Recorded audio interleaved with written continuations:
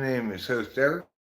I'm the host talking to people, and I'd like to introduce you to a topic I call Shea Langoliers. It's not just a topic; it's also a person, namely the catcher for the Oakland A's. And I've been thinking a lot about Shea Langoliers. As Shea Langoliers stands right now, hitting about 220. Well, he strikes out an awful lot, right? He strikes out most of the time he gets out. He strikes out, but you know he's a competent catcher. He can call a game. It seems like adequately well. He's managing the pitch clock rules well. If his pitchers are dragging, he'll hop up and save them that pitch clock violation. Nobody can throw anybody out anymore. It's like forget about throwing people out at second. The fact that I've never seen Shea Langoliers throw out any runners doesn't mean he's not good at throwing out runners. It's basically impossible in the new baseball to throw out base stealers. But what I've determined is that this is an appropriate place for me to attempt to do some magic. So, in the coming days and weeks and months, I am going. This is live, yes. It's not dead. Um, in the coming days and weeks and months, I plan to cast magical spells designed to help Shea Langoliers. Of course, how am I going to be able to help Shea Langoliers if I don't know what exactly the magical problem is? Good question. Well, I've got the answer for you right there. I've already diagnosed him. He has clogged wrist chakras. This is what's causing him to strike out so much. So I'm going to use magic to make it so that Shea Langoliers goes from, you know, hanging on in the majors as best he can, but, possibly at risk of being demoted to the minor leagues. After my metaphysical intervention on his behalf, I am going to expect to see and will see Shea Langoliers, probably not this season, but by next season be an all-star. He'd really have to turn it on right now to become an all-star before the all-star break. But it's possible. I mean, my magic's pretty powerful, so it's conceivable that I could get Shea Langoliers into an all-star this season before the all-star break. We'll have to see how effective the rituals are. I'm assuming they're going to be incredibly effective. I haven't tried doing magic like this before, really, but I did one time in Laverne, but that was dangerous magic I was trying. This magic's safe. All I'm trying to do is solve Shea Langoliers' clogged wrist chakras. Nothing could possibly backfire me on that for that. Nobody can say there's any black magic going on when all I'm trying to do is treat a man's clogged wrist chakras remotely with magic.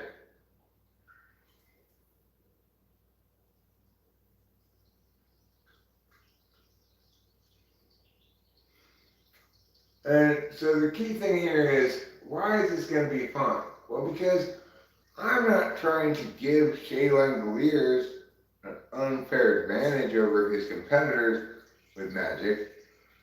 And that would be a risky backfire thing, right? Because then you're trying to interfere with the ways of the universe. But I'm merely trying to cure him of his wrist chakra problem. That would be restoring things how they should be. Before Shea Langoliers' wrists got clogged, chakra-wise, presumably with metaphysical flotsam of some sort, He rarely struck out, is what I'm guessing. Like back in the Little League, he almost never struck out. Why is that? Because his wrist chakras were flowing freely. So by using magic to simply restore that natural state of free-flowing wrist chakra energies to Shea Langoliers, that's very safe magic. It's purely healing magic.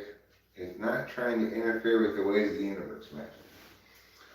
So I'm confident that I can safely do this magic, and I'm reasonably confident that it will be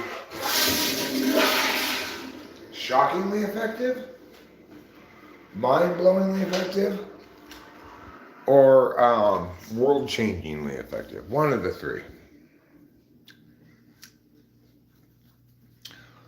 So, and the thing is, what's kind of critical to this magic working too, and this is a big advantage I have, Shea Langoliers doesn't know I'm doing these magics on him. So you can always successfully magic somebody if you can ambush them with magics, because they have no idea you're using them on them. Then if they're on the lookout for you using magics, but then they can interfere with the magic's processes.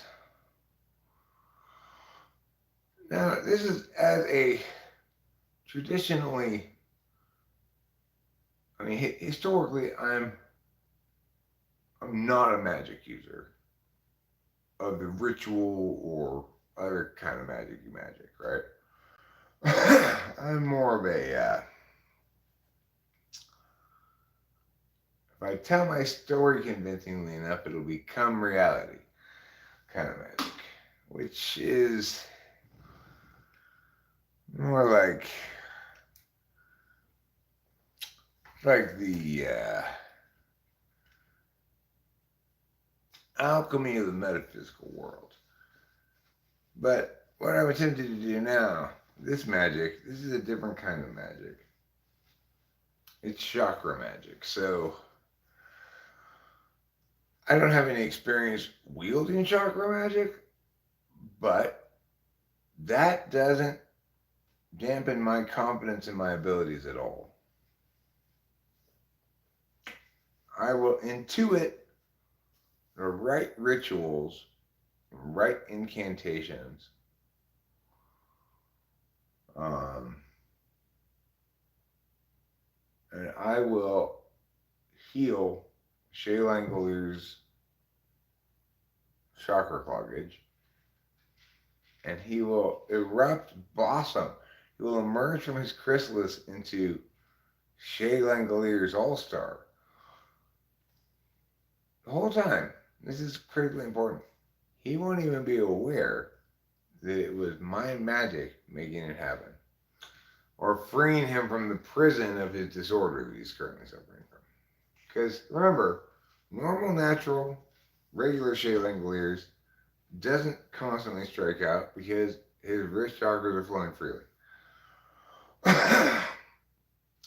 And I'm going to get extra karma points in heaven because even though I will have cleared up his chakra problem, he can just obliviously go on, not even knowing that was the problem, crediting himself with his success, etc. And that's the true meaning of Christmas right there. So that's why I've decided this is a good magical project to undertake. It's safe, it's positive, it doesn't try to give an unfair competitive advantage. And I'm not giving him magical performance enhancing drugs. That would not be okay. That would be cheating. But simply curing a chakra blockage, nobody can object to that. So that makes a good project for me to start practicing magic with.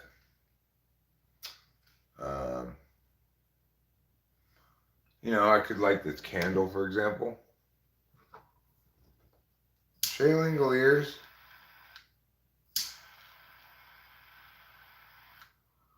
I want you to close your ears right now because I'm just talking to your wrists. Wrist chakra clog. This fire represents the fiery fires of truth that will burn you away and free up Shea Langoliers' flow again. And as soon as I blow this out, that is striking the first blow against your clockage. Okay? Ready? 1, 2, 3, magic. I didn't blow it out on the first try. I'm not sure that one took. I think you have to blow it out on the first try. But, you can't expect me to nail the magic right off the bat. It's going to take a little bit of work on my part. I might have to make an offering of woodland cutlets or something.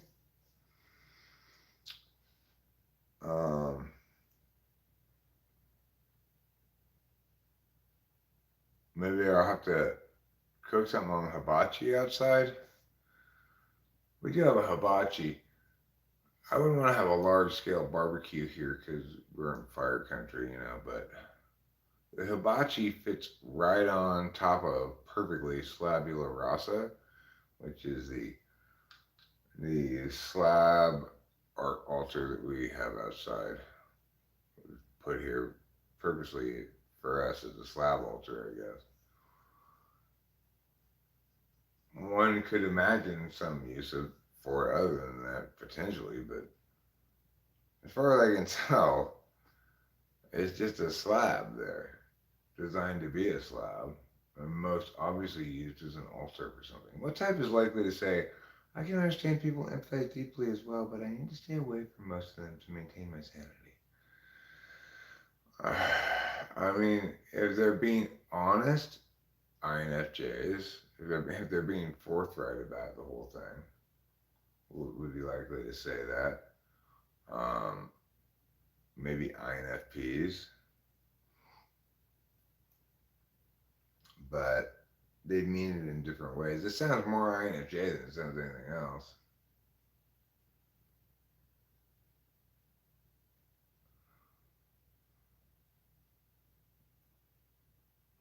I mean, if you think about it, like, INFJs do understand people very well. They intuit who they are very completely and accurately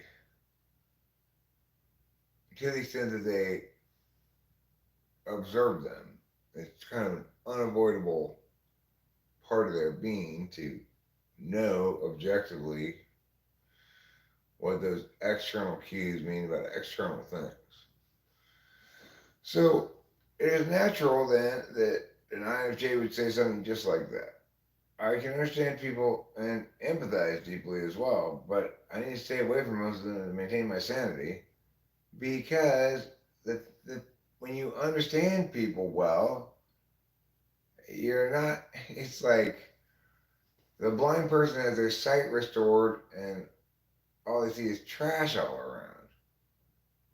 And he goes, why did I get my sight restored just so I could see trash? Well, the thing is, people aren't that impressive by and large. People are ordinary and boring, or awful, or socially graceless, or dumb, or lots of other limiting things that make it rare for an INFJ to be impressed by anybody. And yet, they also empathize deeply, so they don't want to convey to these people that they're not impressed by them or that they're concerned about them or concerned for them. They also end up dealing with people who just dump a bunch of talking on them without ever concerning themselves about their well-being. I could be guilty of that sometimes myself, sure, certainly. But of course, the type that best understands other people is also going to poorly understand themselves, but also is going to be not thrilled about going out to be among those people, because to understand people well is to be disappointed by them continually. You know? It's, as far as I can tell, it's some sort of weird miracle that we got to where we are as a species. Because by and large, as individuals, we are not impressive at all.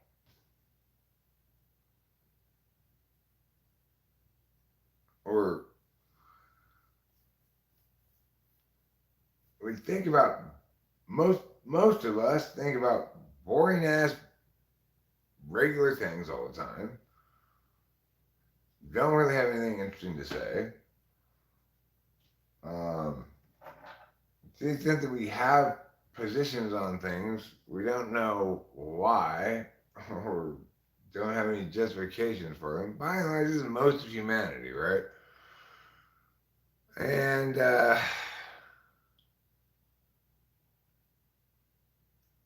the INFJ is unavoidably jaded. They're like, everybody who I see around either thinks they're hot shit and they're totally ordinary, thinks they're garbage when actually they have great value, or thinks that, like, because it's their shit, it not only doesn't stink, it smells wonderful. Um, it's like, of course, INFJ is going to be super jaded. ENTPs, we seem to have this kind of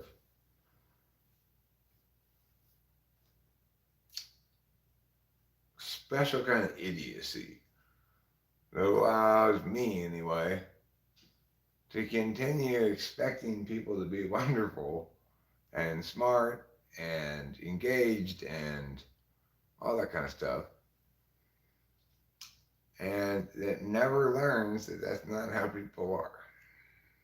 Despite encountering many instances of them not being that, I just, I figure, whatever, whoever you are, I can make you fun. That's my job. You don't need to be fun on your own. I'll make you fun. I'll make you interesting to me, and then that'll make you interesting.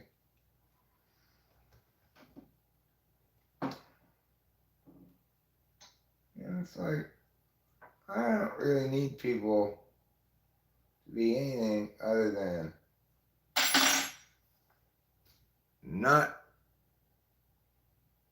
noisy.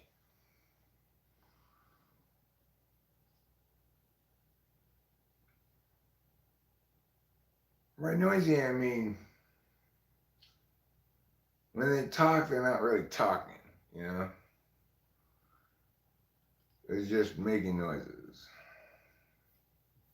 As long as people aren't noisy, then I can make it into a party somehow.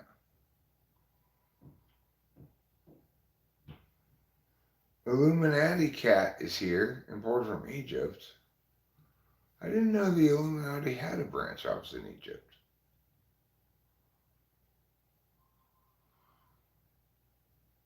INFJ seems like the worst type to be in terms of experience of the world. Maybe then it's a good thing that they're bad at understanding themselves. Well, it's actually a kind of a double curse. They see every person in the world within this universal frame. In that frame, of course, nobody stands out as significant or like interesting, really, because you're always judging things against the biggest frame. But then their lack of self-knowledge just hurts them too, really. But I guess the best way to put it is the world's not friendly to INFJs or ENTPs. Even though we may have the reputation as being like likable, liked, etc. Um, the world's not friendly to TE polar without SI. SI TE polar, it's cozy, you know? It's like there's it's always plausible for anybody to relate to the SIFTE polar person by some particularistic experiential shit. ISFJs tell their stories about what happened to them. There's lots of examples. You know, their reasoning can be quite robust, but is very accessible. Whereas INFJs skip the reasoning part; they just go straight to the knowledge part. And yeah, but of course, I think being an INFJ is great. Just like being an ENTP is great, only if you're incredibly lucky like me and Rachel. Being an INFJ or an ENTP is very difficult if you don't have dead rich parents. Because, you know, it's sort of like working consistently over time. That's something that doesn't change very much.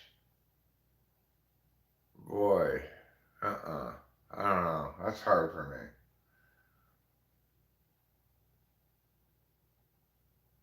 It's been a long time since I had that kind of job where I had to get up every day and go to work. It would be a real shock to the system to switch back to that again. Oliver enjoyed your typing session? Oh, I see what you're saying. Hey, Oliver, comma. I, Show Media, enjoyed your typing session. Your lack of punctuation caused that confusion, Show Media. So you really only have yourself to blame.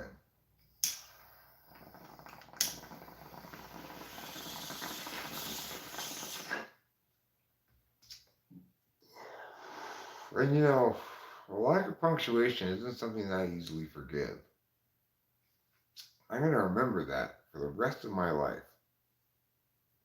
Just like I'm going to remember the rest of my life when we were driving home from Oakland tonight, we passed this one spot on the road. All of a sudden, it smelled super strongly like garlic. Why? What caused that sudden garlic smell? I mean, it definitely was powerful garlic smell, right? A very localized spot. I've come up with several hypotheses. Perhaps some garlic fell off of the back of a truck, it got run over by a car, releasing all of its garlicky smells, and we arrived shortly after this occurred. That would be one explanation. If there were another hypothesis, like, well, maybe there's a garlic factory nearby that minces up garlic and puts it into the jar. Otherwise, it wouldn't smell that much. You have to cut into the garlic to create that much smell.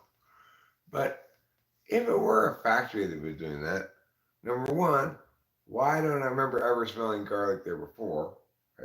I've driven this route many times. Number two, why did the smell be so intensely localized right there instead of gradually coming and gradually going away?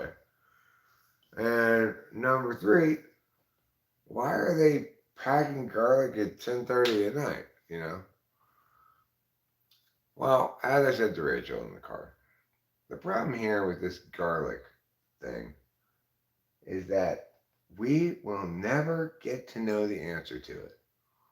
We will never know why it smells like garlic right there. There has to be a reason, but we are denied forever knowledge of what that reason is.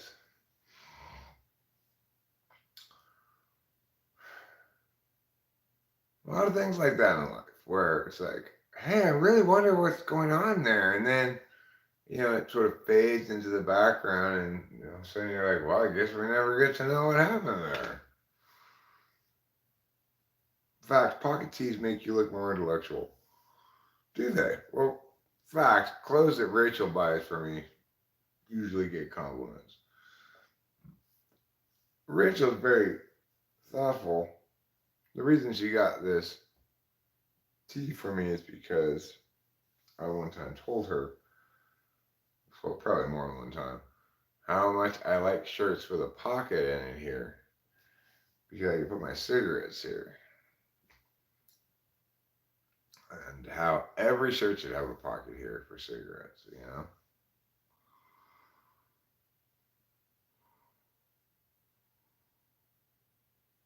But somebody said, like, they said to me today, I don't remember if it was the mushroom store or the Coliseum, said, with a hat like that, you mean business.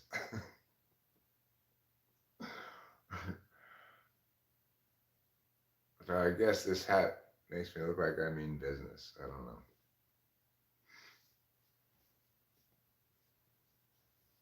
I don't remember the context at all in which it was said to me.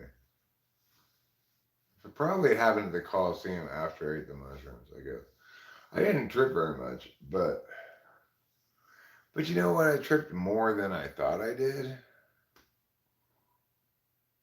I love you too, my precious angel. You're my wonderful darling pants. And nobody could ask for a better companion, to these kind of things and everything. Rachel and I have a delightful time together all the time. We never fight. We never get sick of each other. She got a little sick of me towards the end of the car ride maybe because she was getting super tired and I want to start. Eric likes to explain things. I had to explain to her about the garlic for quite some time. then I had to explain to her about Shea Langoliers. Then I made the erroneous claim that, like, why does Chicago even have two teams? They should just have the Cubs. At that point, Rachel had enough.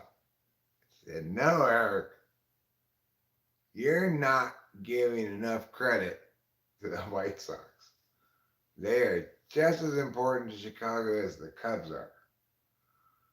And then that's when I broke down sobbing and I realized my SI has failed me. Because, of course, I grew up as a Dodgers fan before interleague play. So every time I saw any game in Chicago, it was always at Wrigley Field. I didn't watch stinky American League baseball. Because, if you grew up in LA when I did, or any time actually, then you have these two examples. You got the Dodgers, you go to Dodger Stadium, it's super cool, the Dodgers are rad, it's all vintage, you get your Dodger dogs, it's a great experience. And then you got the Angels. You go to the Big A, it's just a big stinky is what it is. It's such a shitty stadium. The Angels always suck. There's no good reason to go to an Angels game unless you live in Anaheim. Even then, you'd be better off to drive to a Dodgers game. So it's natural, of course, for an SI user like me to unreasonably extrapolate that all the National League is good and all the American League is stinky. But obviously, because the other thing, it's also true in the Bay Area. Oakland is the stinky, and the Giants are the good team. Like, Giants have plenty of fans all time. Giants fans are serious fans, and the Giants never sucked that badly. They've got a beautiful new stadium. Instead of stinky old Candlestick Park, they made the Giants a new stadium. Meanwhile, the A's are stuck in Oakland Coliseum. They won't make the A's a new stadium. And there's like 3,000, 3,500 people there or something like that. I want to look up what the attendance was. It couldn't have been over 5,000. Let me look it up.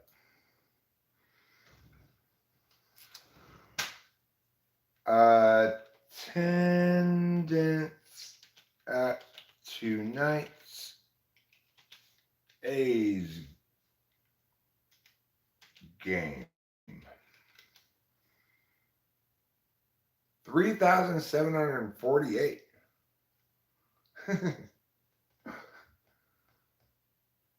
Wait. No, that was April 26th. Not tonight's game. There's May 16th. Let me put in the date that's tonight's. May 15th. 15th.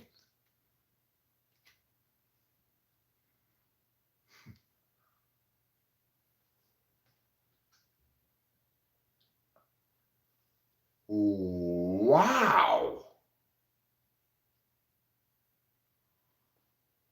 The crowd tonight was 2,064 people. Their smallest for a home game that fans were allowed to attend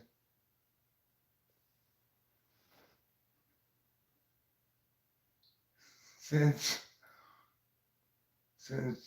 drawing 1,037 against Texas on September. I can't see the rest of it. 2,064 people tonight. Wow, we really picked a good game to go to. I knew there was nobody there. I mean, I was like, it was so empty. But can you imagine?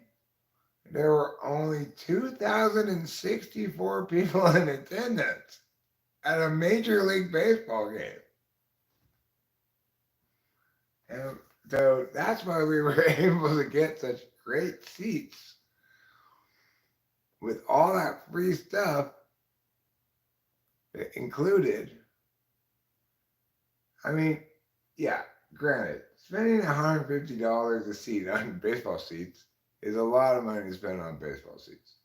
I'm not going to dispute that.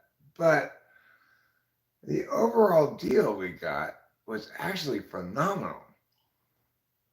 We got to sit on the field box there, the best seats possible, right as close as we could possibly be to the A's dugout. I was right next to the camera people who sit with the big cameras and stuff.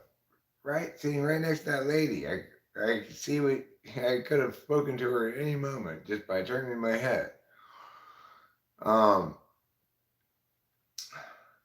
And we got free popcorn, free Cracker Jacks, free loaded tots, free hot dogs. It included up to 3 free alcoholic beverages and unlimited non-alcoholic beverages, although it took them most of the game to get us coffee and they couldn't give us cream with it for some reason. So all I got was just black coffee. But still, I mean, I got bottle of water too. They gave us candy as well in the 7th inning. How many things is that I listed already?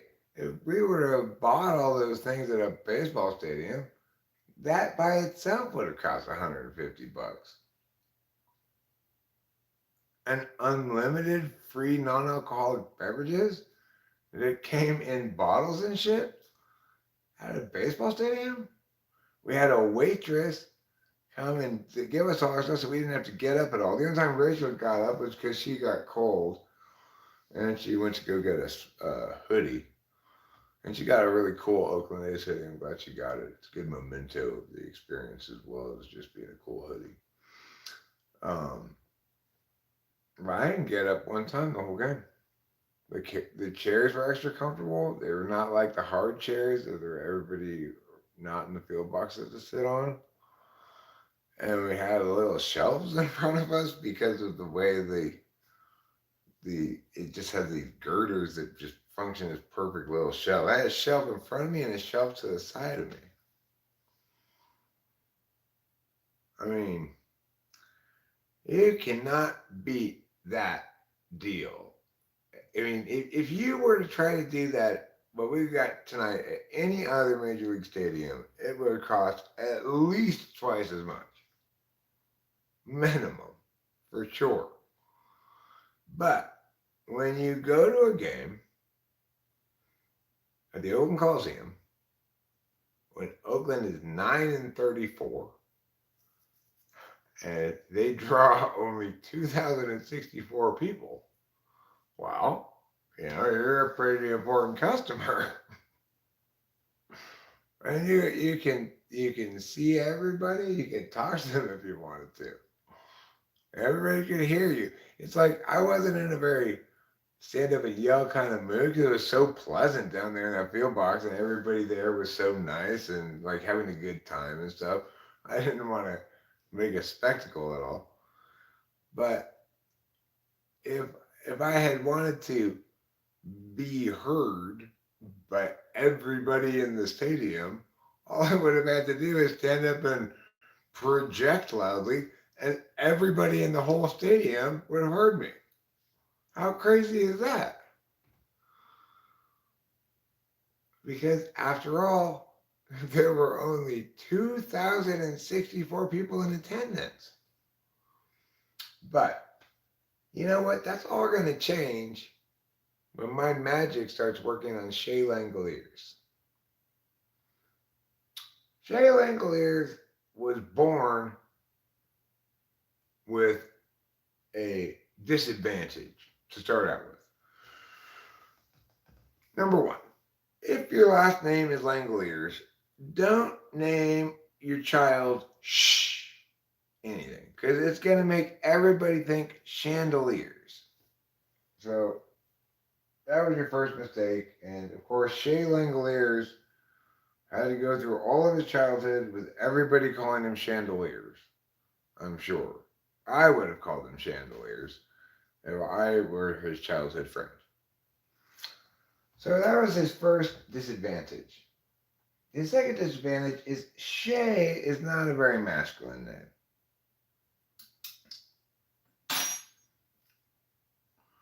It doesn't even sound like a name, really. It sounds like you've got a lisp or you're drunk and you're saying say. Say what you want, but I'm at the cabin.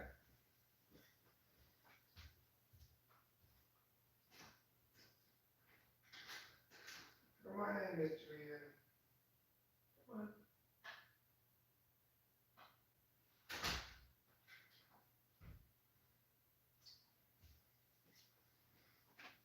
Well, he came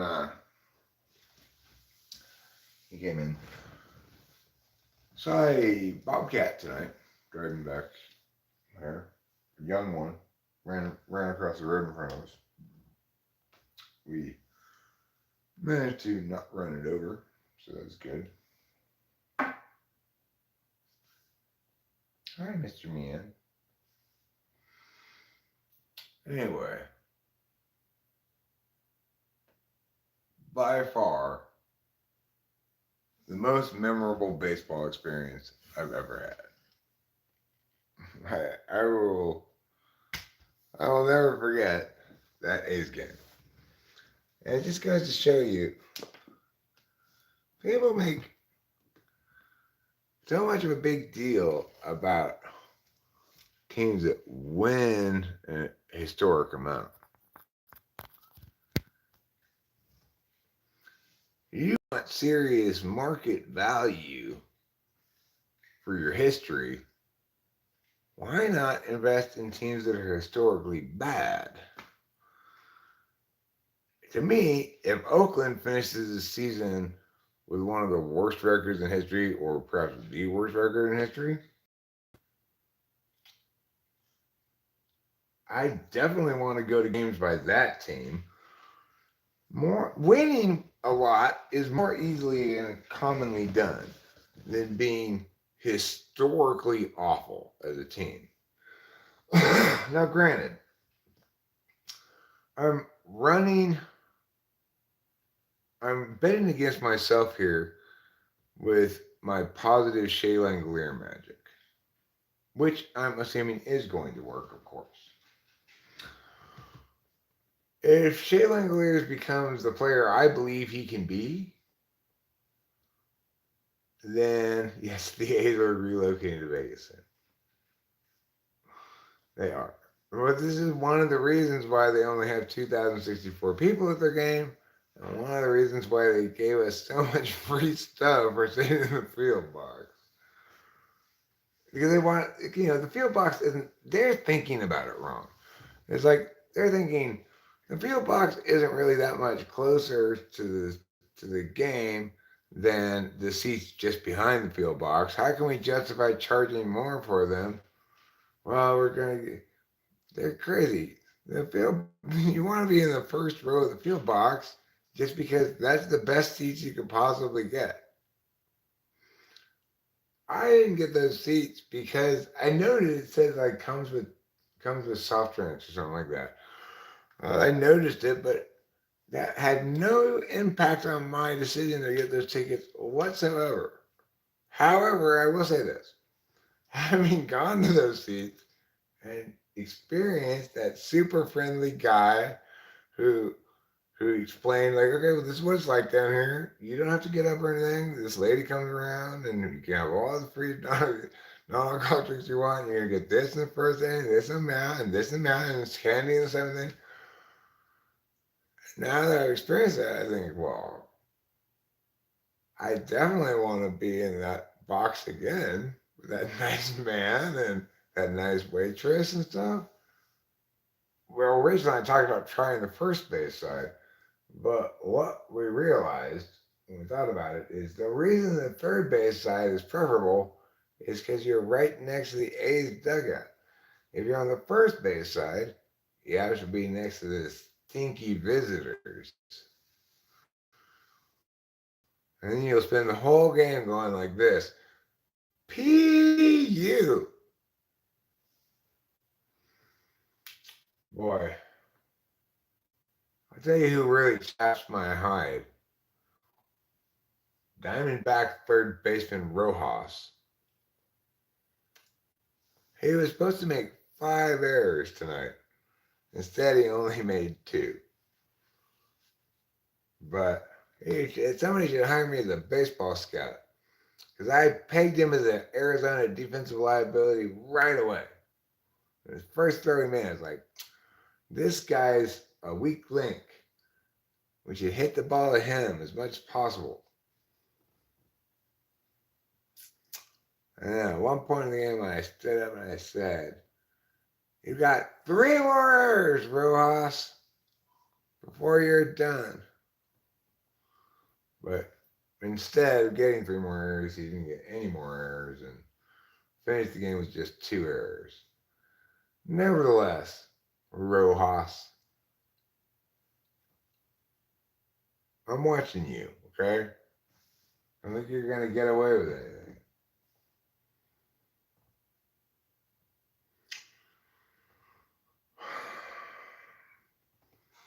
I guess I developed a certain animosity towards Rojas because he was the Diamondback player that I was consistently closest to.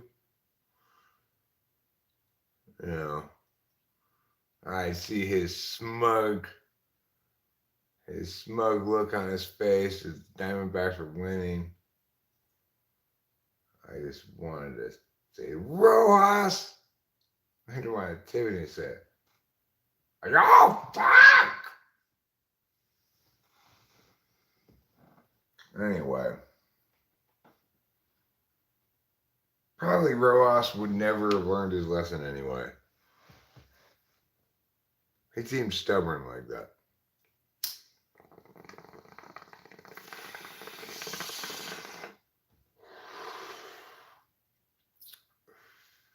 And that's why we were able to stream the whole time.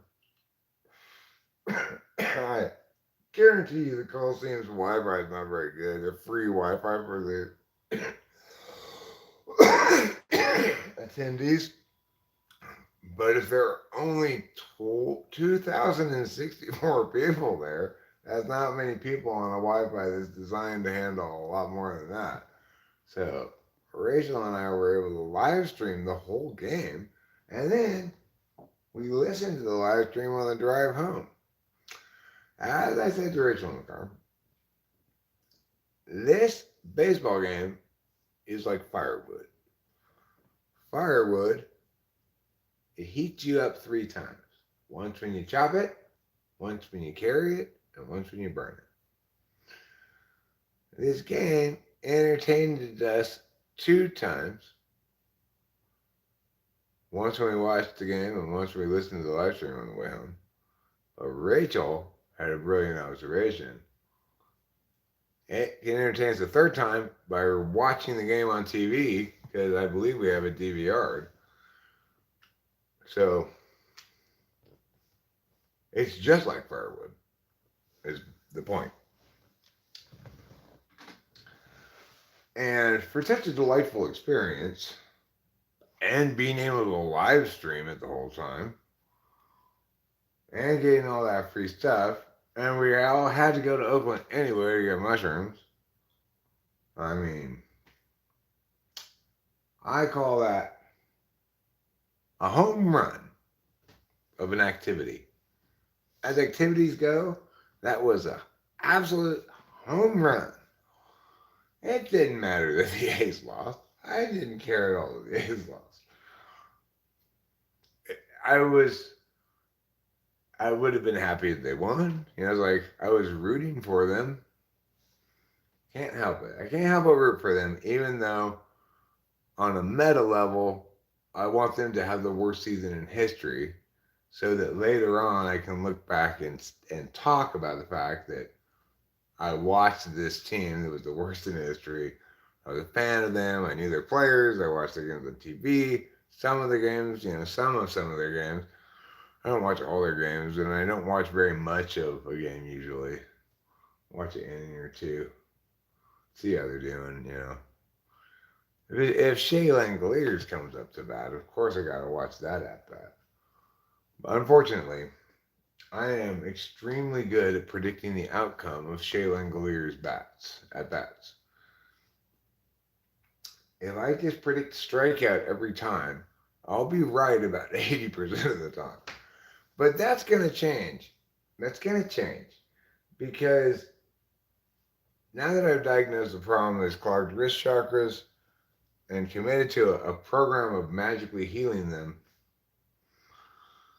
it's just a matter of time before Shea Langoliers becomes the premier catcher in the major leagues and signs a $300 million contract with the New York Yankees.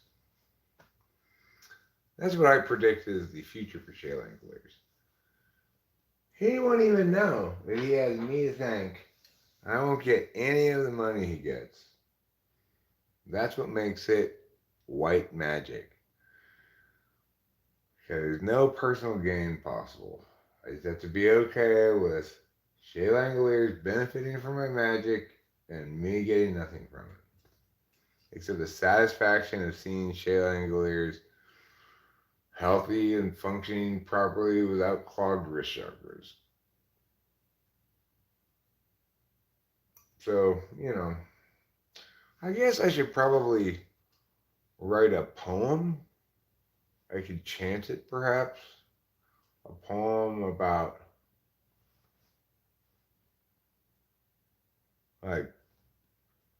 something like, "Oh, spirit guides, hear my call to you. Fix Shea Langoliers so that he is true.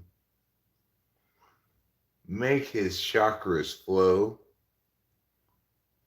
down into his wrists. Take that clog, release it, go. Now you've got the gist of what I ask you, spirit guides. It's not so much to ask. Not changing things or time travel, just repairing what's the past did harm. Shea Langoliers, with cloggage in his wrists. So spirit guides, at my behest, do your very best. That would be good. See how it already helps Shea Langoliers' wrist chakras by at least 10 to 20%.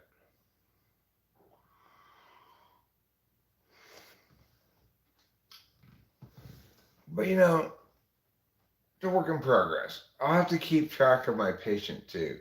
Now that I know that I'm doing a magical treatment regimen on Shea Langoliers, obviously I'm going to be more interested in keeping an eye on him. Everybody should make note of this as the baseline, right? He ends the day today. I have never heard of such a low number announced for a Major League Baseball game before. The last time the A's drew this few people was 1979. September 19th, 1979. The A's drew 1,037 people. Tonight was the smallest crowd since then. Kind of like this live stream, actually. This live stream is imitating the A's game.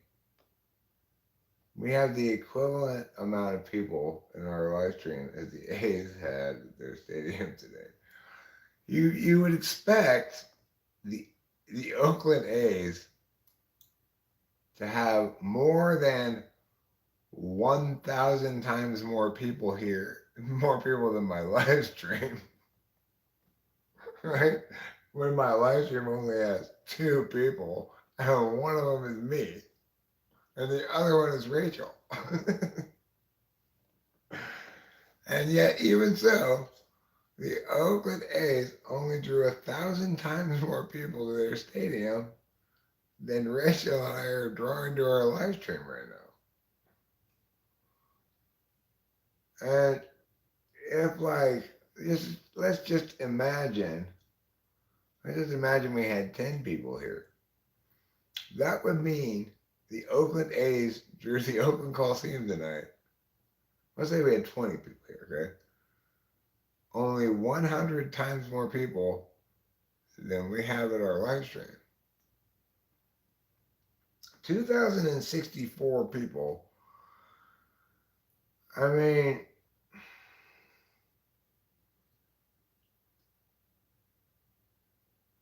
that's like the amount of people you'd expect to be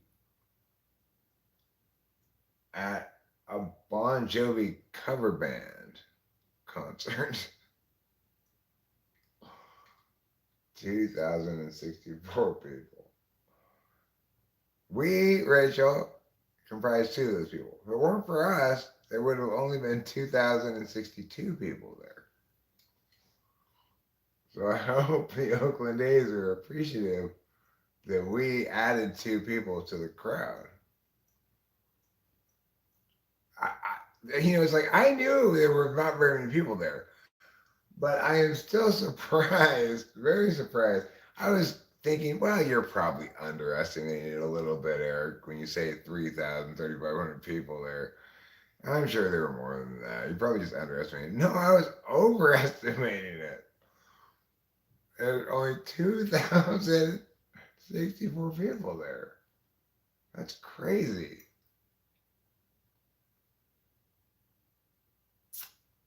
It had such an intimate feel, That's the way to put it. It felt like so intimate and like a little league game or something. Everybody was right up close together, right near the home plate area, And the Oakland Coliseum just seemed incredibly small. I think it was just a trick of the small amount of people there that made it seem small and like you could take the whole thing in easily enough. But it's not just that. It's like something about the Oakland Coliseum feels a lot less expansive than Dodger Stadium, and even less expansive than the old Candlestick Park, which was kind of the same kind of stadium. But it was cold there. It was very cold at the Oakland Coliseum. And here's the crazy thing: it was 81 degrees when we left our house here. As soon as we got down the hill towards Merced, it was 98 degrees. So it's like 20 degrees cooler up here than it is down there. But then as soon as we got to Oakland, it was 70 degrees. And then I don't even know how cold it was by the time we left that game. Walking back to the car, I was like, oh, fuck, get me in the car. It is so cold. And I had a jacket on. Um, but, it gets windy off the bay and it's just brutal. It cuts right through you.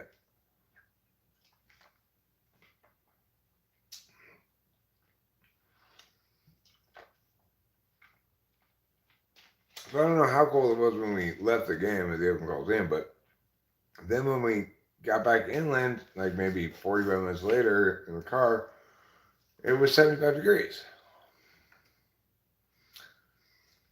I know it couldn't have been 70 when we left the Coliseum. It had to be in the low 60s at the highest.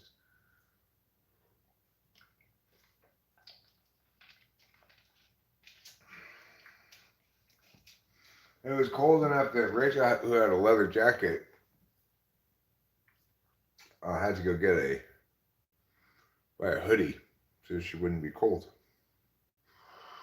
I had a heavier jacket, or not like it was heavier, but Rachel's leather jacket wasn't really designed for warmth. It was designed to be like to look good as a jacket.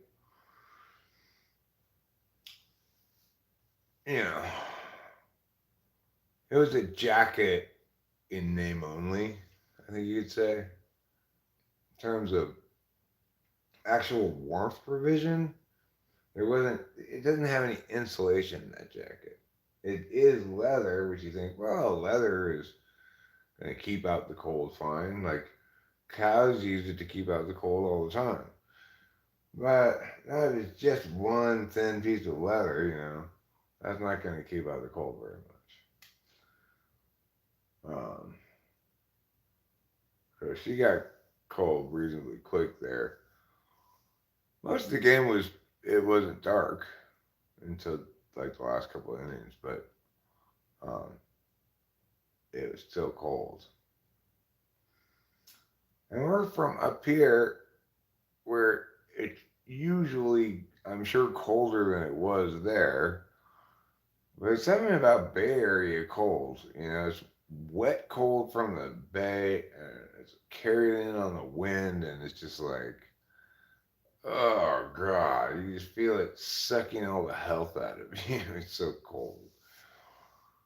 Unlike the cold here.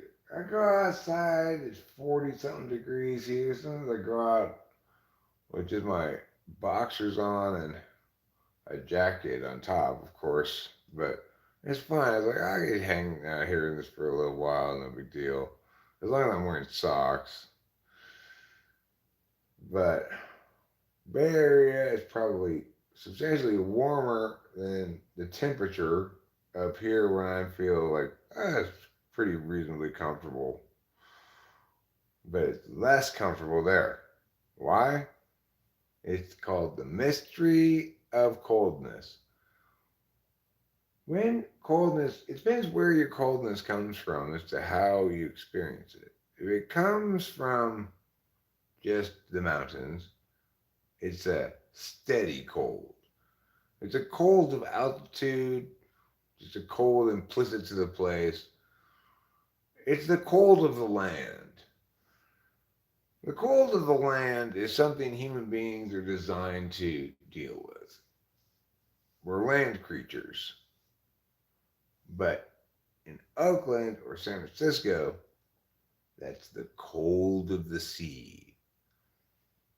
It's wet, salty, soaks into your bones, wrinkles your skin, and ultimately sends you shivering into the car and back up to Mariposa.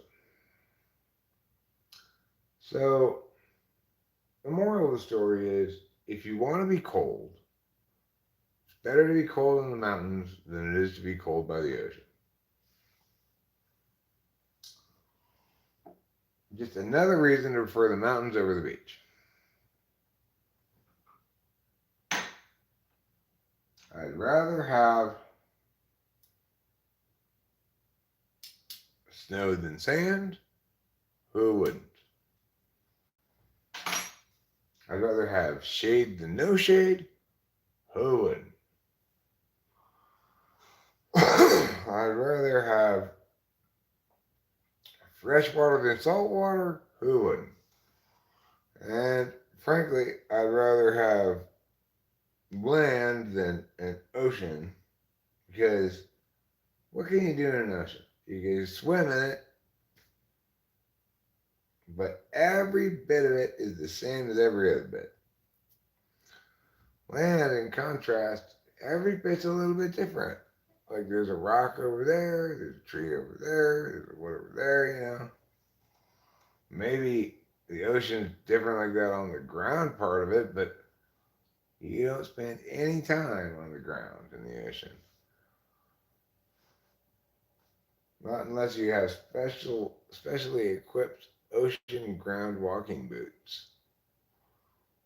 And even then, it's not an efficient way to get anywhere. If you want to get to Hawaii by ocean ground walking boots, it's going to take you a long time. Obviously, you need to have air pumped in from somewhere as well. And the problem is, as the ocean floor drops, eventually the pressure will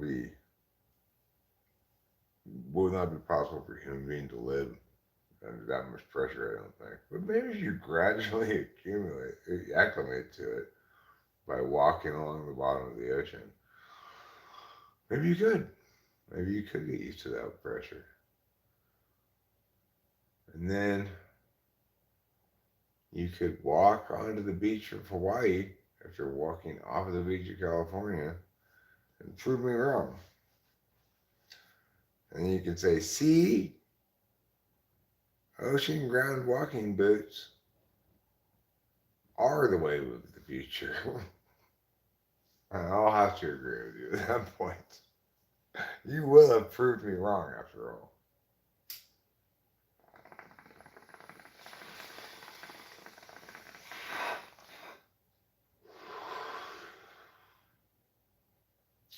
Reggae.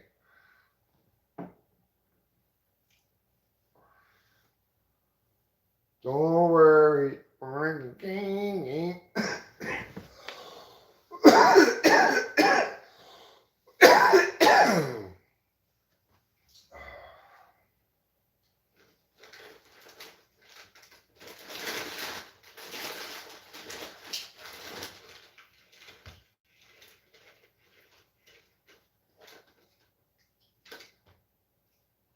Okay, you might wonder what I'm doing. No, I'm not criticizing you for wondering. Don't feel attacked. Well, I'll tell you in a second. You don't need to know the answer to the question right now. Just hold on a second. I can't both tell you things and do things at the same time. There. Now I've attached a microphone. Is that better for you? Do you feel a little bit more comfortable now? Now it's a little bit less creepy, huh? Okay, good, good. So anyway, I believe I was explaining something.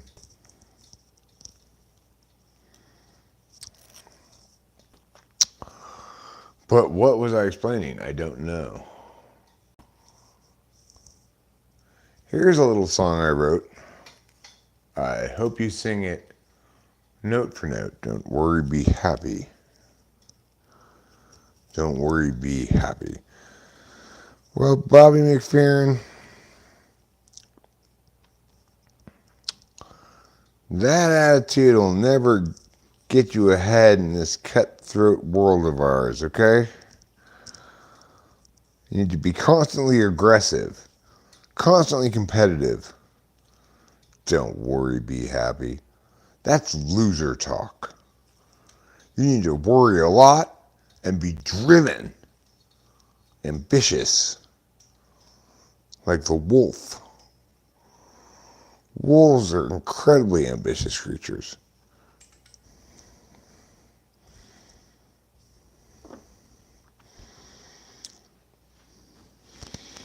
By this time next century, wolves will be CEOs of most major corporations.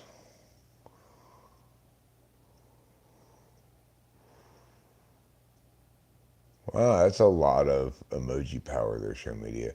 You know what, though? You're very much like Rachel and I were at the Oakland Coliseum tonight. Your voice is very important, very loud, because there aren't that many voices. Stop that. Kitty, no. Stop attacking my cord. It's not your enemy.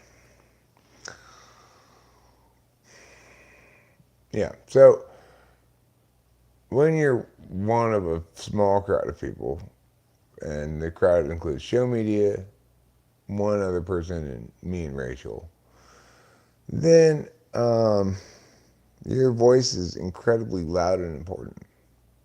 So when you snort clouds 4 times, everybody in the stadium is going to be like,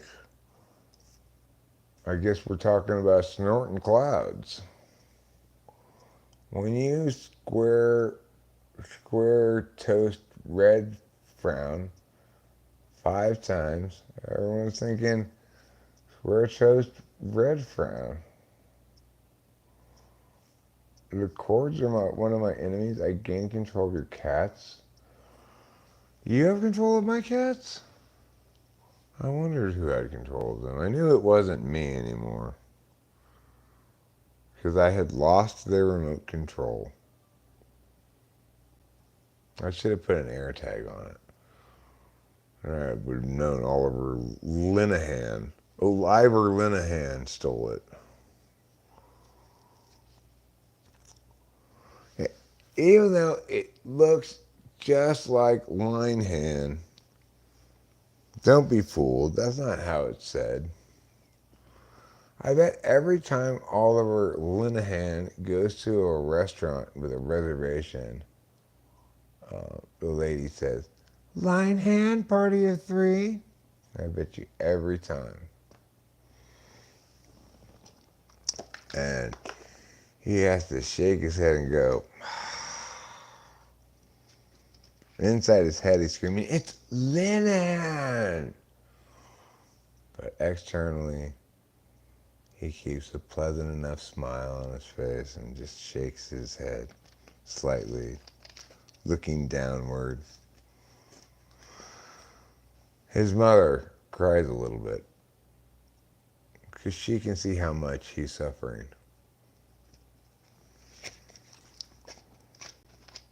Father's kind of oblivious. He's like, oh, they're gonna get that special.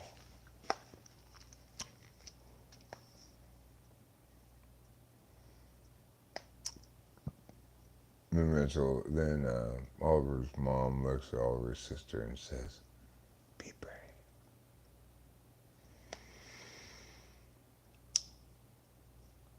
It's important to be brave. Media party of 7. Funny, my Uber name is also Media, and they have to call me Media. Lol. I get off on them calling me Media.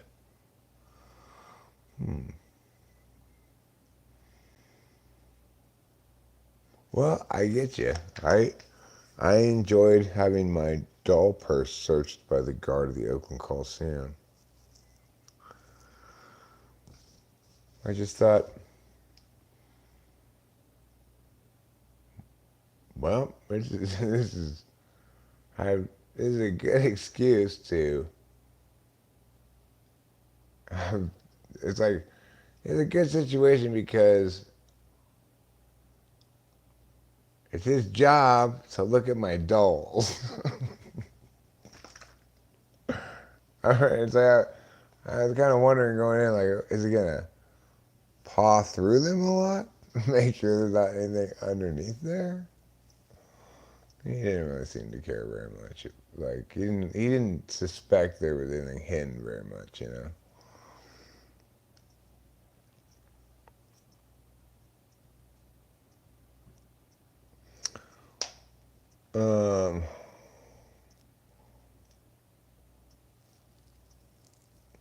They probably pronounced it Media, huh?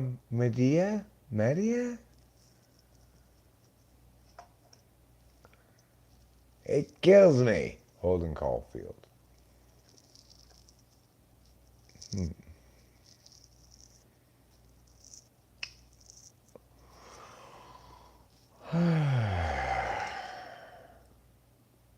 So, I'm going to pull a bong rip right now. And,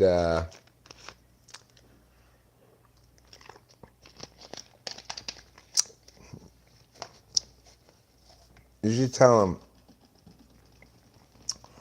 actually, the E is silent. I go, Medea? Media? Actually, the E is silent. Medea?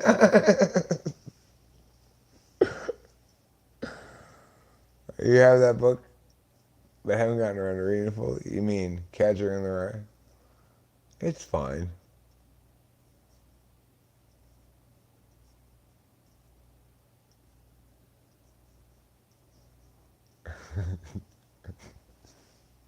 You watch them try to figure that out, right? Tell me E is silent. See how they changed their pronunciation of it. Ah. Yeah.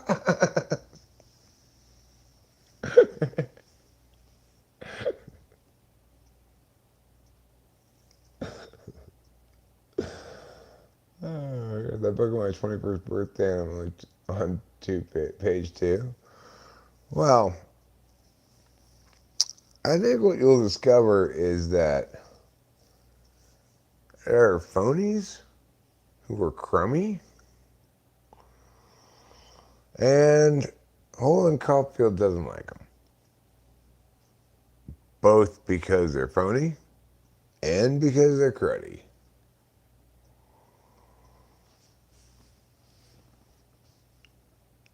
Oh yeah, I will transubstantiate you this bong, Oliver Linehan. You deserve it. If anybody deserves to transubstantiate bong rip, it's you, because I have mispronounced your name for such a long time. I should transubstantiate you one bong rip for every time I've mispronounced your name, or one of your two names. That'd be a lot of bong rips. I generally try not to ever pronounce your name correctly, so that would be a lot of bong rips. All right, I hereby transubstantiate this bong rip to Oliver Linehan.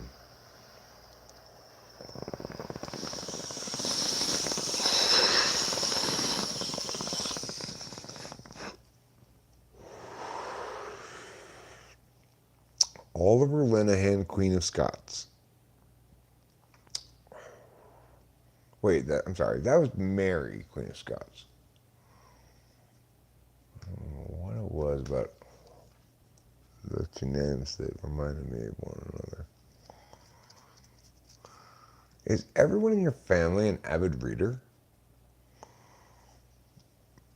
Well, in my family, both of my parents were avid readers, and I used to be, but am not. Occasionally I'll go through a burst of readings and I'll read a bunch of things, or audiobook it, or read it, one of the two. Like I read this quite good book when we were snowed in and out of power. I got a book from the neighborhood like kiosk library, like basically leave a book, take a book thing that they have out there, over there. I took a book from it and it was quite good. I enjoyed it. Apparently, Rachel says they made a movie out of one of the books or of that series. Uh, I didn't know that.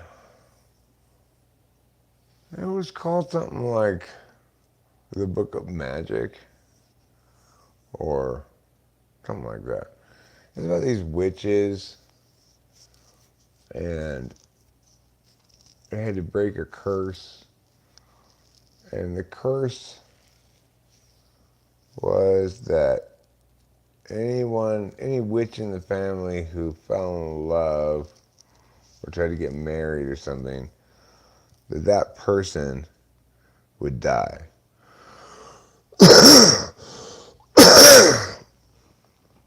And that people in the family either believed in the curse and took elaborate measures to prevent their lovers from experiencing that fate, or didn't believe in the curse and then incurred that fate.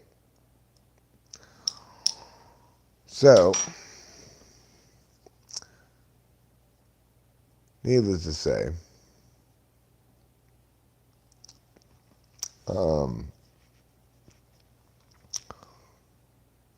ideally that wouldn't happen.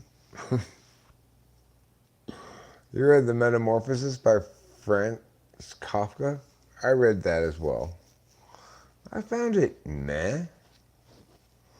My sister is a pretty effective reader. She reads books like Animal Farm and Harry Potter as well as To Kill a Mockingbird. I do try to read whenever I can. Harry Potter, the whole Harry Potter series is fantastic.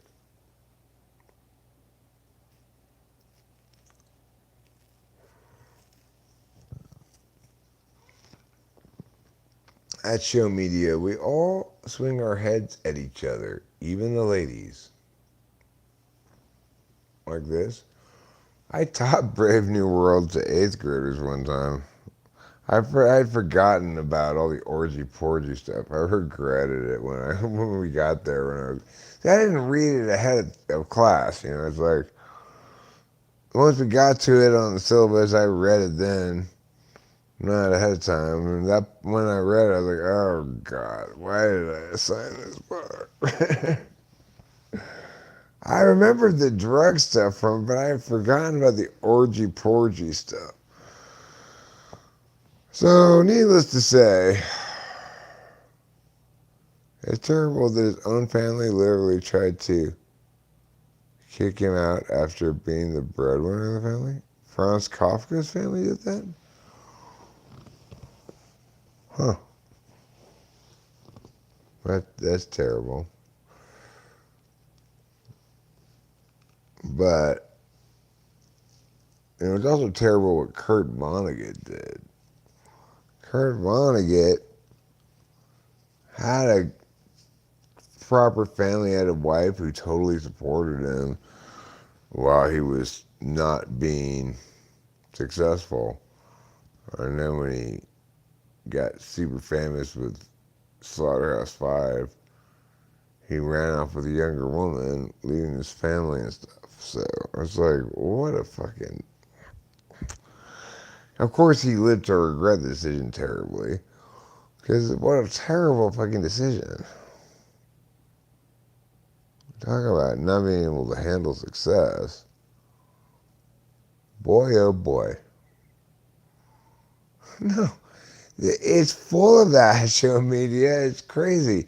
I didn't remember those parts either. But it's not just they're drugging the people to make them compliant. There's there's all these scenes where like they're in school and being encouraged to to engage with as many different people as possible to not be greedy with their bodies, you know. And then there were orgy porgies. And of course, whatever you might think of this book is fine, and that's all well and good, but imagine trying to teach to a classroom full of eighth graders. I regretted it so much with the orgy forgy things because obviously it wasn't even because the kids thought it was so crazy or whatever, or it was just because I felt like, oh my God, this is a very inappropriate book for me to be teaching to eighth graders. The kids didn't have much, really any problem with it, that I recall, but it's like if I had known it, if I had remembered that it was full of that sex stuff, I never would have chosen that book. It just opens you up to too much critique as a teacher, you know? It's really FE shit, you know? That's why I regretted it, is because of FE reasons. I never would have picked it had I known that all that sex in it for FE reasons.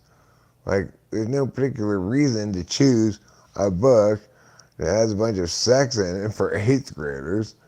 It definitely doesn't look good. So, nobody ever said anything or whatever, but I was like, oh, no. Because, you know, I picked the books like at the beginning of the semester, and then we get to them when you get to them, right? There's like say 5 books in a semester assigned or whatever.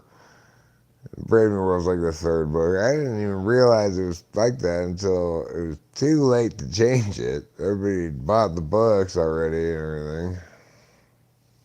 So,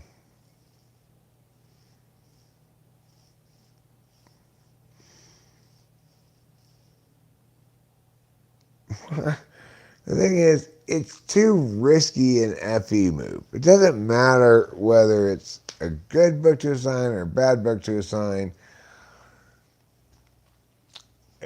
It's like, as a general rule, as a teacher, I want to desexualize the classroom environment as much as possible.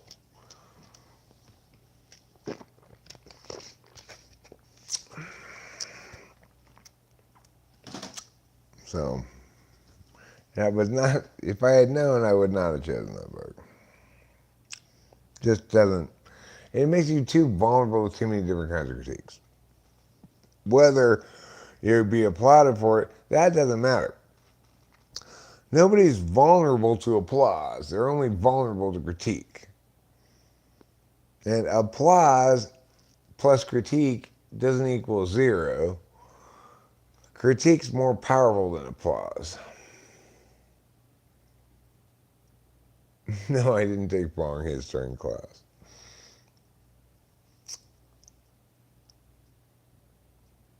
I did sometimes drive home from work at lunch to take bong rips, but I had to, in order to get back in time, I had to rush home, pull bong rips as quick as possible, and then rush right back.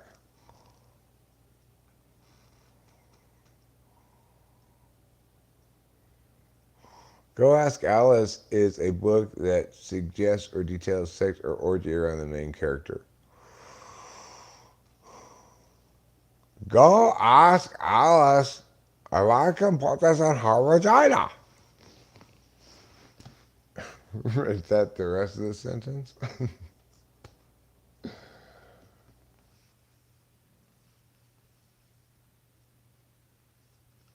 My eighth grade English teacher was an ESFP. She got in trouble with admin many, many times for lots of reasons. I didn't get in trouble with admin ever, but I was always worried about getting in trouble. It wasn't until I was admin that I realized how terrible everybody is.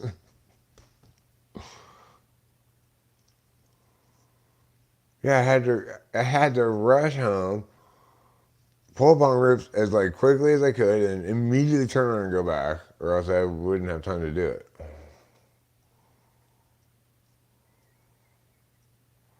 By rush home, I mean I had to make sure that the second lunch began, I was already walking towards the parking lot. My motorcycle, I was riding my motorcycle at the time to work, usually, unless it rained or something.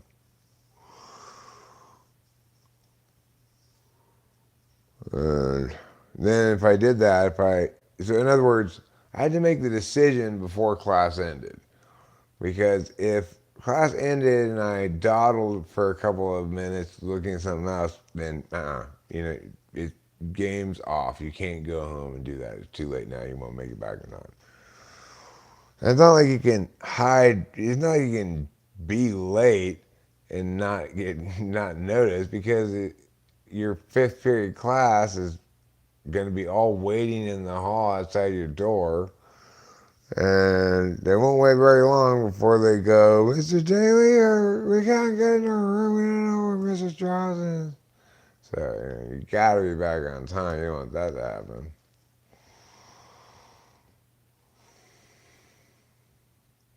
I remember one time we went to some kind of a show. Delilah attended the school. Candace eventually started teaching at the school too. So the whole family was at the school, right? We went to some kind of a show, and I ate edibles. They were way too strong. But most significantly, it wasn't really the strength that bothered me so much. Is the fact that they made my eyes the reddest eyes you could imagine, the most stoned-looking eyes imaginable, and so I hid out in my classroom until it was just time to go to the show, knowing that once we got inside there, it'd be dark. But, that was obviously after work. That was in the evening time, but.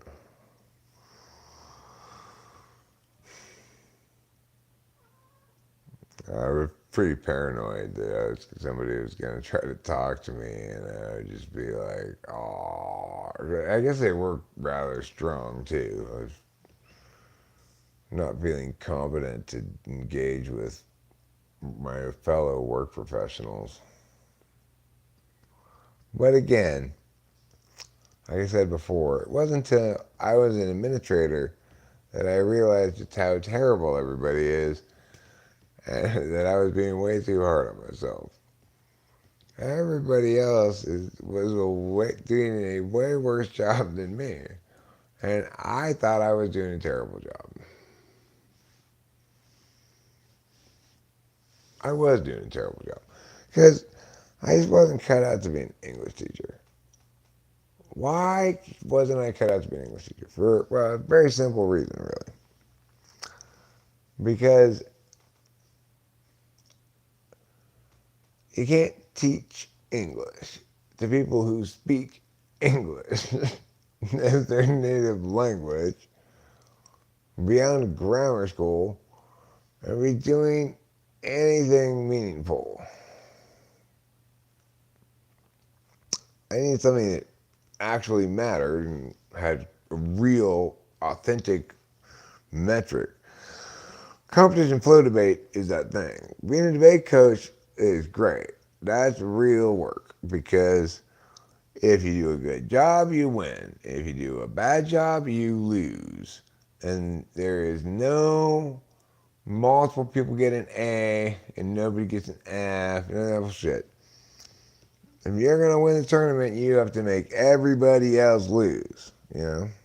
That's real. Everything's transparent. All the ballots are public. All the results are public. All the processes of tab are transparent. Unlike school, where teachers just arbitrarily assign grades and I wasn't fired. I was fired by Kudos later. I left the Rebay job to take the Kudos job, which was to do full time at Kudos because the program started getting big, and I needed to be full time over there. Because I started off just part time at Kudos and full time at Rebay, but the Kudos Bay program started growing pretty quickly, and before I knew it, she was like, "We're trying to open up another school over here, and I need this document, this document, this document." I'm like, I don't have time to make all that shit, man. And I thought about it, and I was like, okay, well, what do you want? You want me to come work here full time? I could quit my other job, and then I did that. And so then I worked full time at Kudos. She fired me because basically her plan the whole time, as far as I can tell, was to get me to build her program architecture, which I did, and then think that she was going to be able to replace me with somebody who was more, who was less, who gave her less pushback on things. She liked me a lot until I quit drinking. Once I quit drinking, then I wasn't amenable to her bullshit, really. And so she planned to get me to complete this large project work I was doing, which I did, and then to fire me. She had to try to manufacture cause to fire me, which she did, but I was more intuitive than she was, anticipated what she was doing, and had the perfect argument to counter it, and caught her. She was trying to trap me, and I trapped her. So then she just breached contract, fired me, justified it as the thing I failed to do as that I the reason it wasn't breach of contract was that I defamed the company. Except the evidence she used of me defaming the company was an internal email I sent to her. It was just for her in my eyes, so I would get that possibly she's defaming the company. Regardless, we clashed because she was an insane cunt and I didn't like it. And eventually she fired me without cause, but she claimed, she fired me with cause, but she didn't actually have any cause. So she made some shit up.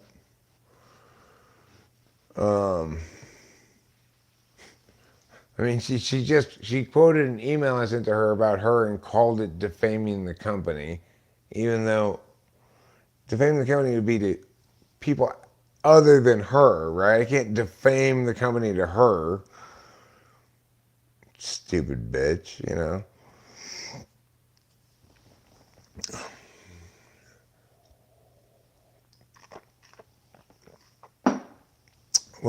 What she quoted was me calling bullshit on her bullshit.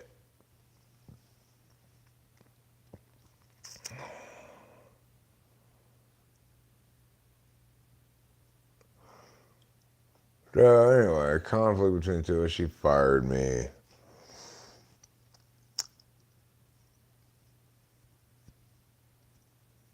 Offered me $5,000 to keep my mouth shut. I said, maybe for $25,000. That was a totally different situation. Those people weren't my boss. I had a like sublet kind of situation going on with them. In other words, I ran my debate program at their school. They got a cut of it, but I brought my clients with me. They didn't provide me clients. And they just did certain kinds of admin things for me.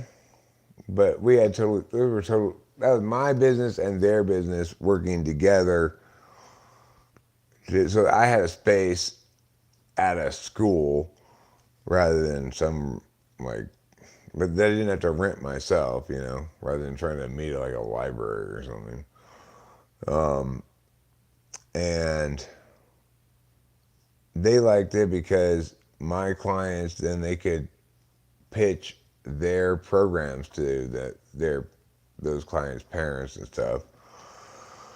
And they got a small percentage of the tuition. And the thing was, they're supposed to take the tuition checks, keep their percentage, and give me the rest, right? And so they're like, well, we're gonna hold on to this money until the end of the year because we have no guarantees that you're not gonna just disappear. And I said, these are my clients paying money to my school.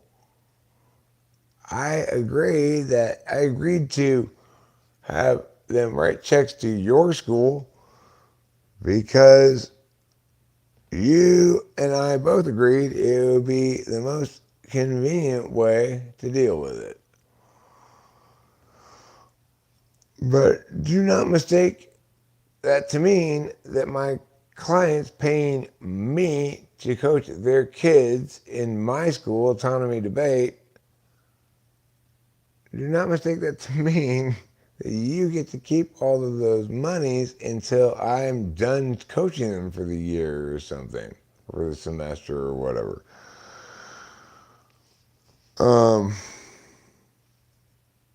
You keep your portion now and give me all the rest of it now, of course.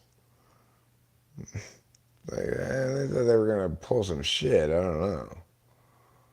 Not on me, obviously. That was a different situation. Those people capitulated because, of course, I was right.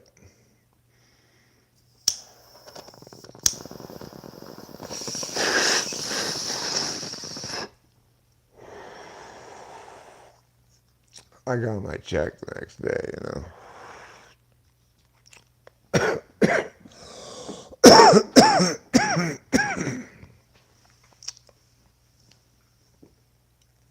The gall of some people, I tell you.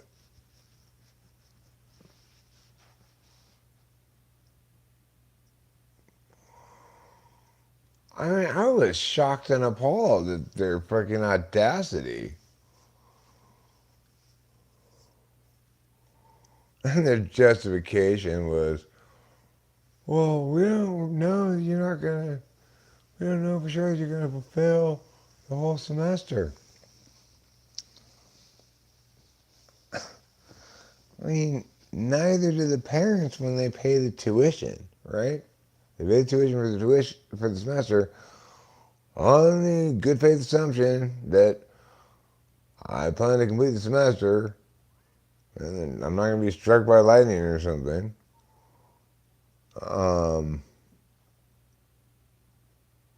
Like, what insanity is that? Regardless, it wasn't their money to be holding on to for me for whatever justification. It was my fucking money.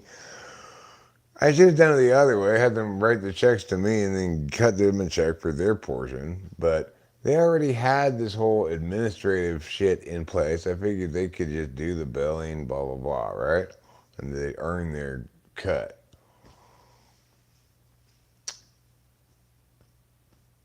But they tried to get shady with me, and I had to go yell at their asses. Oh, no, you don't, I said. I don't want you to keep my money. Give it to me. So anyway, they gave it to me. Like they should have in the first. They shouldn't have even had to ask for it. They should have cut me a check, like as soon as all the checks had cleared, you know? As soon as all the tuition checks had cleared. But whatevs. It got resolved, so who cares?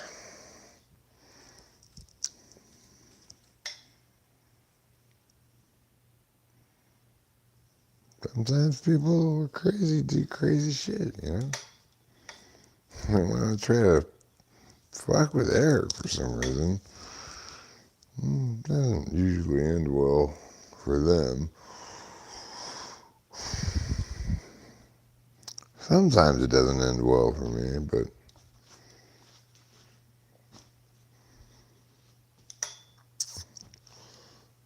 you know, it's like I'm not in those kind of circumstances the one who's subject potentially to consequences of any sort.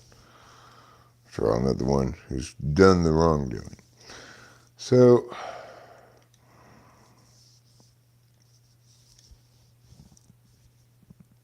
me getting me on twice on Christmas. Where are my cigarettes? Oh, that's right, I ran out of cigarettes on the way home from the Oakland Coliseum. But it was already, we were already here on Dara, like past Mariposa, turning into Dara when I ran out of cigarettes. So it wasn't any urgency. You know, I could simply return home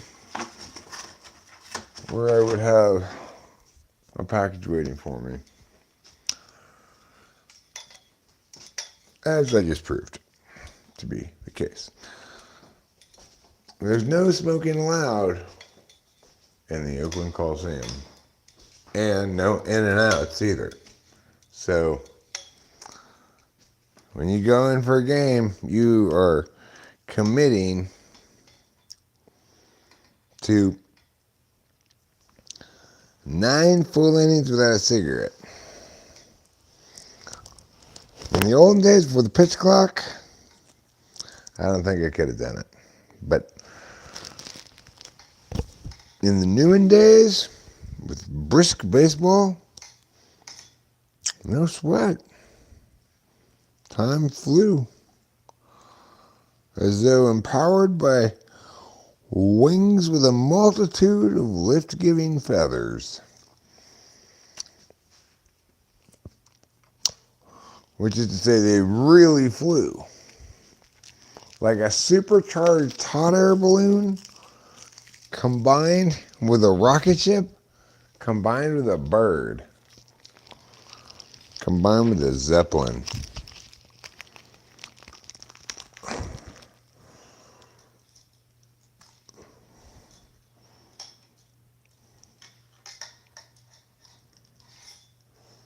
Combined with the fly. Okay, here. Now, I've opened my cigarettes, attained one, entered it into the ready position so that all that's needed for the smoking to begin is the ignition of the cigarette with fire. An achievement I shall no doubt accomplish shortly, but not until I go outside. What's also necessary? A beverage. Why am I going with the nectar instead of the beer? Well, because I had a bit of a problem with stomach acid earlier. You know, we had black coffee at the stadium, so they didn't have any cream. And then we had a hot dog, and we had Taco Bell before that, and so naturally, we weren't really attending as attentively as we should have towards the issue of stomach acid. And so I kind of had some heartburn on the way home. So it was pretty bad by the time we got home, actually. We were kind of rushed in the house and ate some antacids real quick. Rachel wanted some too. She also had stomachic acids, and she's not one to normally complain about that. So whatever it was that made my stomach acid super bad, the combination of various things we had, so much was it made her note it as well.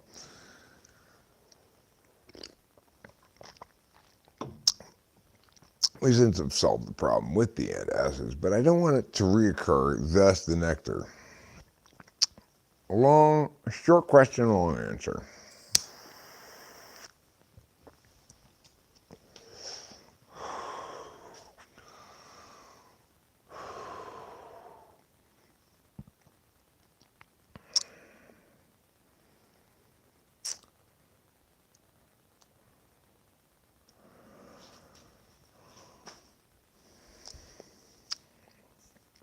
Yeah, I don't know if we go back and do that again, which we'll do after the wedding, we'll do that again. I don't think, though, I want to do the first base side. My first thought is, okay, well, next time we'll do the first base side, see what that's like. No. Now that I understand clearly why the third base side is preferable, namely that it's right next to the A's dugout, I don't want the first base side anymore. I'd rather just do third base side again. Maybe that could be part of a mild honeymoon. I don't think we're really going to do a full blast honeymoon. It's expensive, and we need to get Cameron to house it for quite a while. Probably if we're going to go away for a week, you need to be housing. That would make it even more expensive. And but I do think we should have some honeymoon activities, like a few different honeymoon one-nighters or something, because we could go away for one night, leave the cats, we're fine, come back the next day, everything's kosher, Today, we knew we were coming back tonight, so we didn't prepare as though we were leaving the cats every night. But when we came home, Capilla had been outside all day. I'm sure, much to her dismay. Although it wasn't really that super long time. We left here at 2:30. We got back by 12:30. And that makes for a 10-hour long day out and about.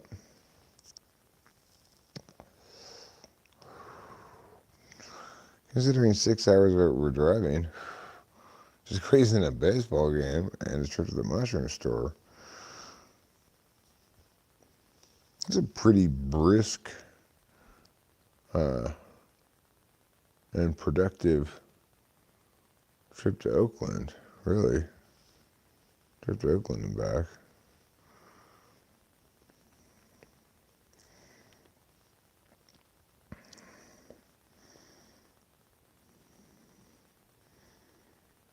Yeah. To go to Oakland from here, watch all 9 innings of a Major League Baseball game, and then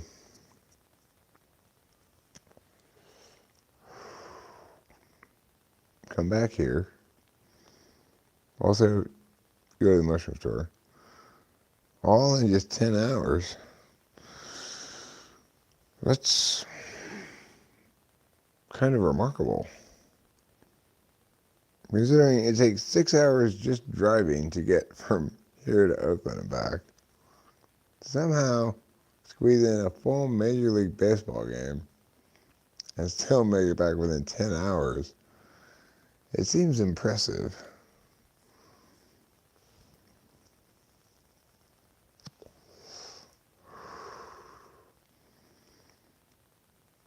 I'm not sure how long the game was.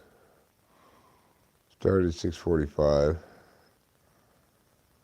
Well, if we got back at 12:30, then it must have ended about 9:30. So it's about 2 hours, 45 minutes. We didn't get in right at 6:45. We missed the national anthem. But I think we arrived in time for the first pitch, if I'm not mistaken. But we may have not, I may not have noticed the first pitch because I was busy having the field box experience explained to me by that guy.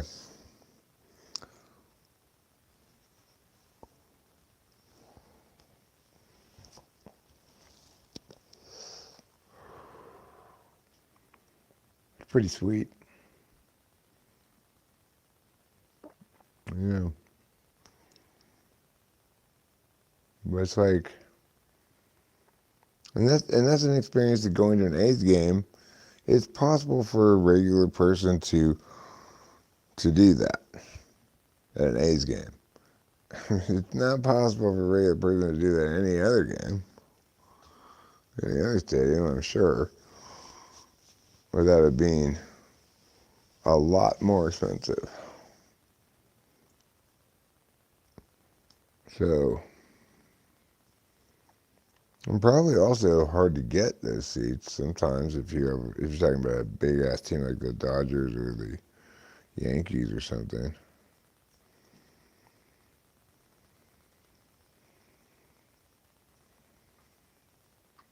What are you eating, Trouble? A bug? Don't eat a bug. Is that cat poop right there? Oh no, it's a piece of bark. That's good. Bark's much better than cat poop.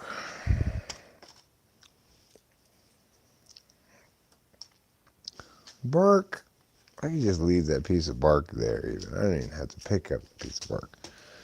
It's just part of the natural splendor. Cat poop, on the other hand, does not qualify as natural splendor at all.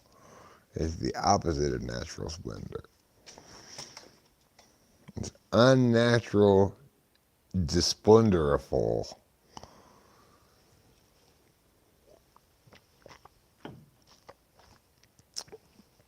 I tell you, it is significantly warmer up here than it was in Oakland. At least it feels warmer. I don't know what the temperature is, but that Bay Area, Mark Twain was right when he quipped, the coldest winter I ever experienced was summer in San Francisco.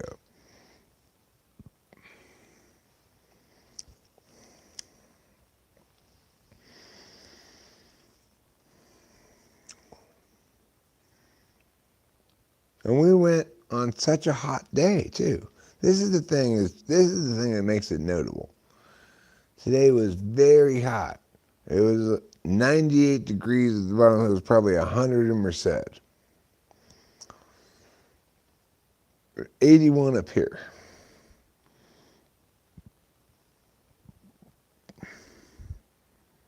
But it was very chilly at the baseball game.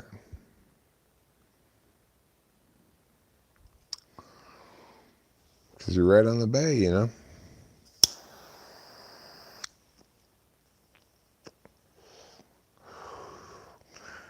What I think is crazy is there's people who go out in the boats at the Giant Stadium to catch home runs that fall into the water. How cold must they be? Not only are they right, not only they have the cold bay winds, they're on the water. They're not even protected a little bit by the stadium. And they probably have gotten themselves at least a little bit wet. It's probably pretty difficult to be out in a boat for a very long time without getting at least a little bit wet. They must be so cold.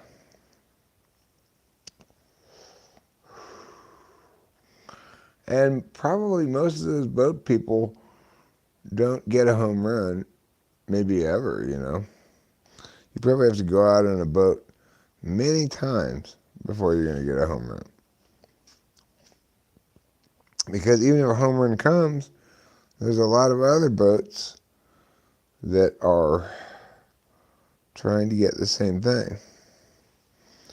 It has to land closest to your boat and or close enough that you're faster than the closer person. And then you've got to grab it out of the water. And you better get it on the first try or else someone in the other boat is going to come up and grab it.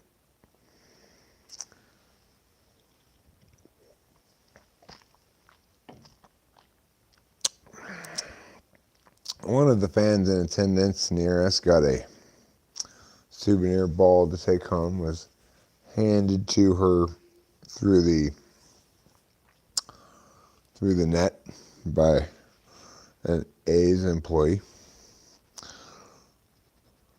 I don't know, somebody on the A's, like bench coach or something like that, or I don't know. And she seemed very happy about that. But that's one area where we got a little unlucky.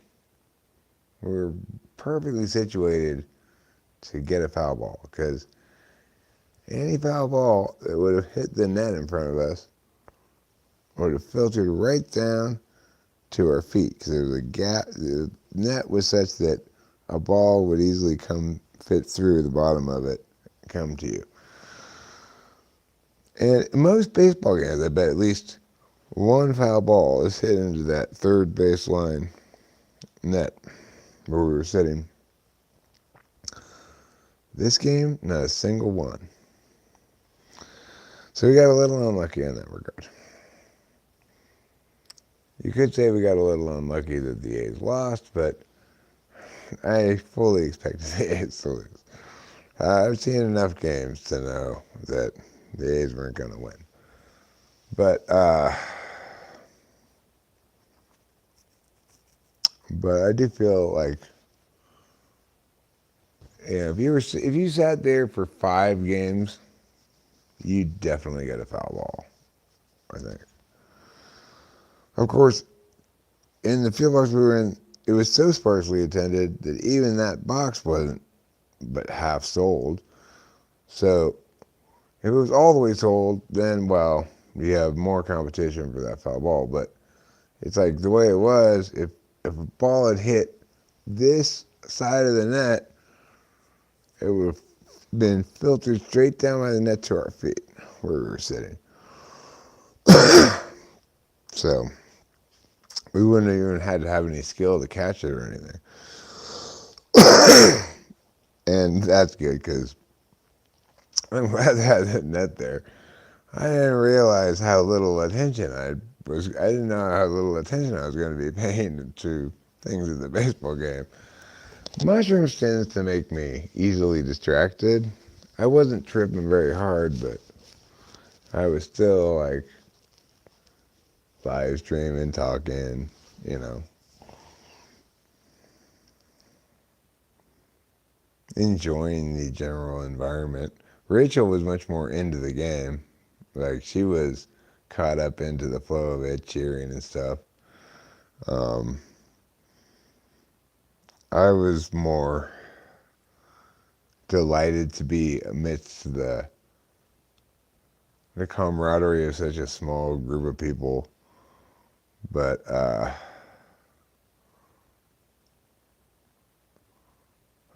was a little bit more philosophical about the outcome, you know.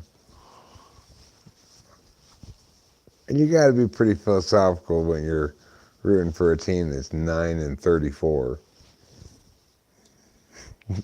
9-34.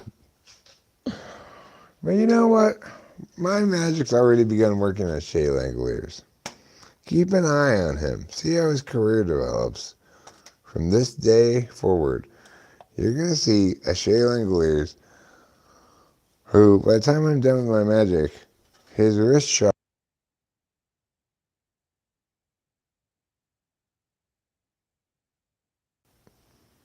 he's not going to strike out anymore. I mean, occasionally, but he's going to strike out like a regular amount of times. Currently, he strikes out, it seems like, 80% of the time. I mean, it can't possibly be that. I do not know how his batting average is 220. I don't think I've ever seen him get a hit.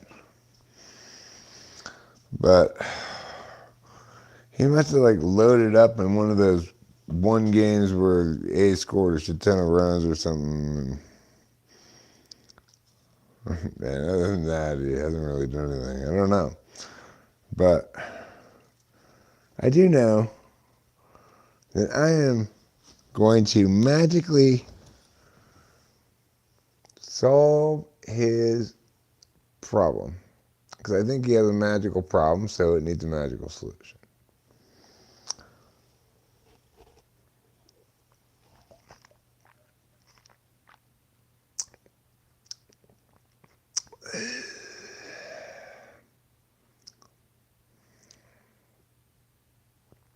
Hitched in Hibachi. Hitched in Hibachi is a good title. I don't think anybody in their right mind would dispute that simple fact. Where's the mouse? Oh, there it is. I will scroll up so I can see what you guys are talking about.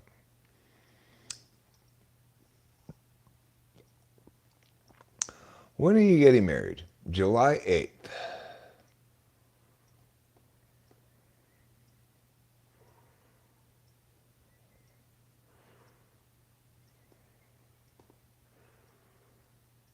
Well, what I mean is typically in life, did money make its way easier to you than others, would you say? Well, yeah.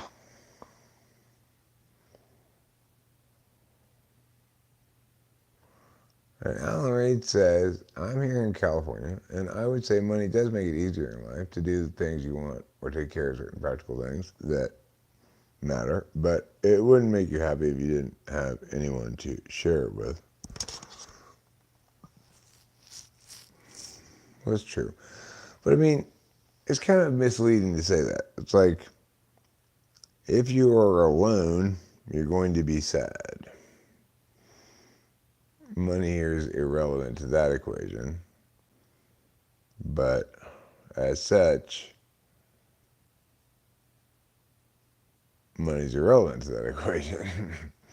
It's not informative at all about it. Nobody ever really thought that money could make a person who's entirely alone satisfied. Obviously,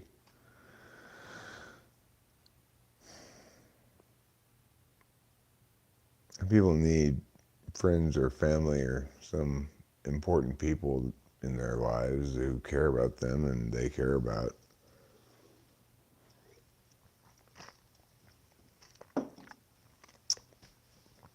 You don't necessarily need a lot. It's hard to have a lot because to have a meaningful relationship with somebody is to spend a certain amount of time on that relationship, and you have a finite number of hours. So to the extent that you have a lot of relationships, then you have to spend a lot of time maintaining a lot of different relationships. That time has to come from something else,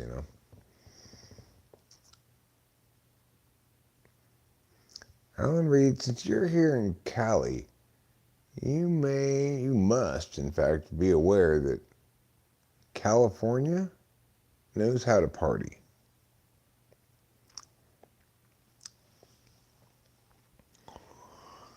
It's true. California does know how to party. They know how to party, they know how to partay, they know how to party down, they know how to party up. They know how to get to Party City and buy party supplies because California knows how to party. Alan Reed, would you like to be invited to our wedding since you're in California? It might be less of a destination wedding for you than it is for others. I don't know how far you are from Mariposa. We're kind of right in the middle.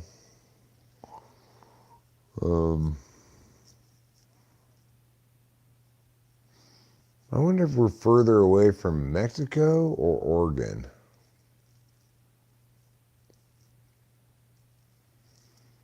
Interesting question.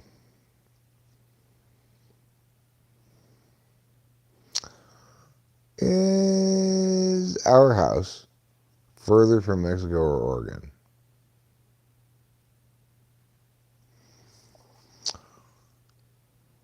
Okay, well, if you want to be invited, send me an email saying, invite me at this email, and I will invite you.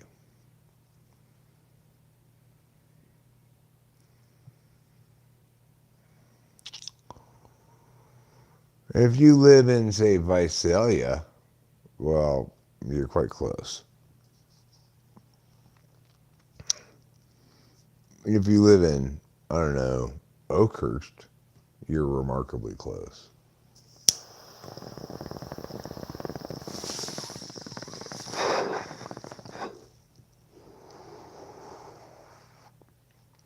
Let's say you live in Modesto. Well, you're only an hour and a half away.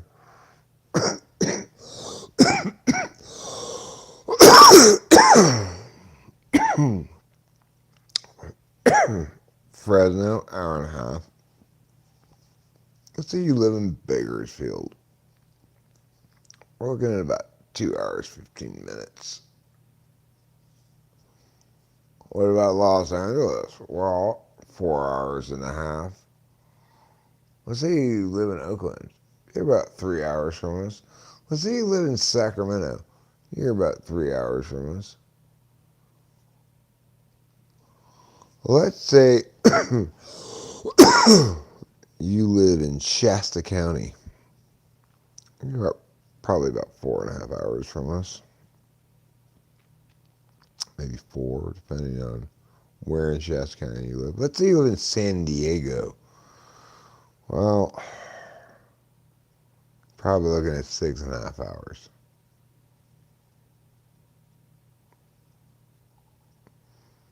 I guess based on that, we must be. I could be wrong about my estimation of how far Shasta County is away from us. That could very well be 6.5 hours too. I'm not sure. I could look it up. I'm going to Google it. I'm going to Google Maps it. I'm going to find out how long it would take to get from here to Mount Shasta, and then how long it would take to get from here to San Diego. And I will see whether we're closer to the top of the state or the bottom of the state. So, directions to Mount Shasta. 6 hours and 13 minutes. Directions to San Diego. 7 hours and 33 minutes. Okay, so we're an hour closer to Oregon. I mean, Mount Shasta is not quite to the Oregon border. Directions to, well, neither is San Diego to the Mexican border. Directions to the Oregon border.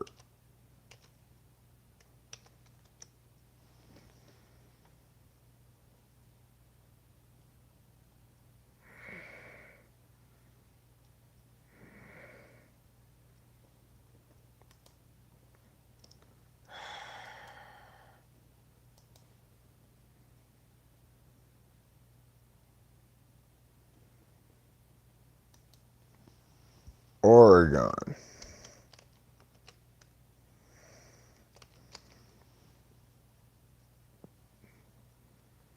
What's the one closest to the state line? 5.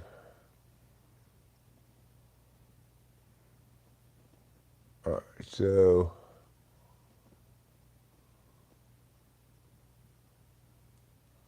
Hilt, California. Okay, directions to Hilt, California. That's the closest to the Oregon border you can get.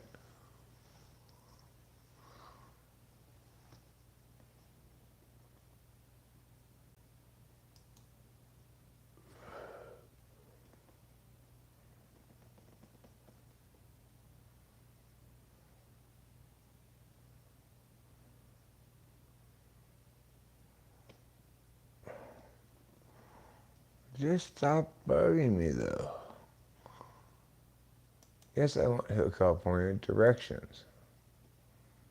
Directions. From my location, Hill, California. 7 hours and 12 minutes. Okay. Now, to Tijuana, Mexico.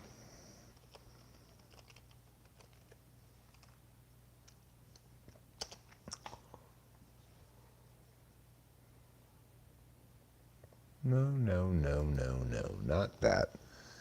Tijuana, Mexico.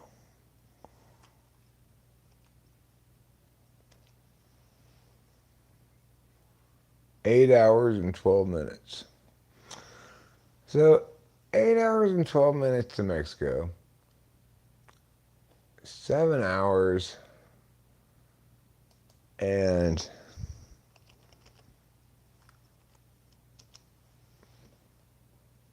13 minutes to Hill, to Oregon. So it's basically 1 hour longer to get to Mexico than to get to Oregon. The total distance of California adding up to 15 and a half hours. No. Yes. 15 and a half hours in the middle of the night. Now, granted, you can't drive for 15 and a half hours all in the middle of the night. That would require a very long night. But the point is, from my house, you never have to drive more than 8 hours and 15 minutes to escape California northwardly or southwardly. If you leave like at midnight. But you probably want to leave at like 10 p.m. You could avoid all traffic by leaving at 10 p.m. whether you're going to Mexico or to Oregon from my house. That's how much right in the middle of the state we are. Now we are, I would say, east of center a little bit, but we're actually, we're pretty much dead center east of west too. Maybe a little bit east of dead center.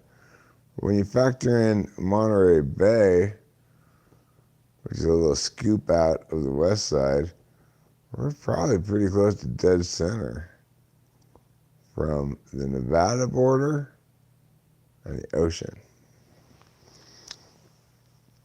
It could barely be any more dead center than we are in the state of California. To be a little more dead center, we'd have to live in like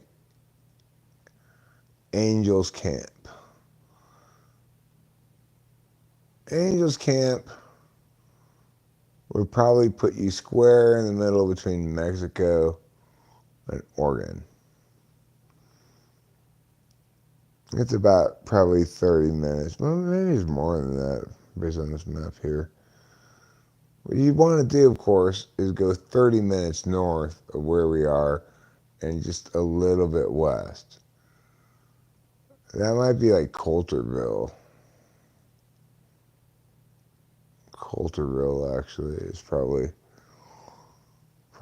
dead center of California. As close to dead center as you can get north-south.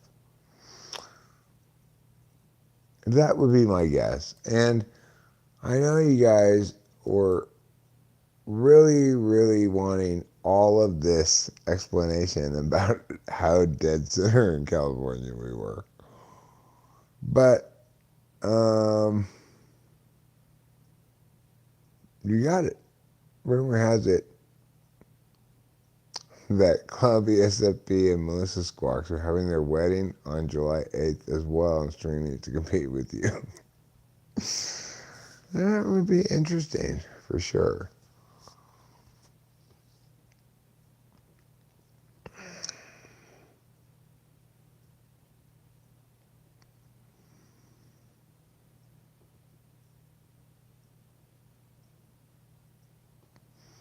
I was close by, but I'm nowhere near as entertaining in person. I'm like a weird observant ghost when meeting people the first time. But it'd be cool to take photos with you all. Well, I mean, the thing is, I wouldn't have any expectations of you anyway. Excuse me, sir, can you give me the proper erections?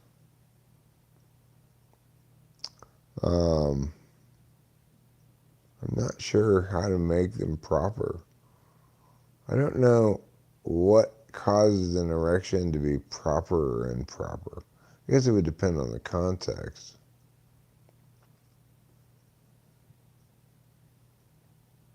Like, is half-mast an improper erection? You could just think of it in that sense, like,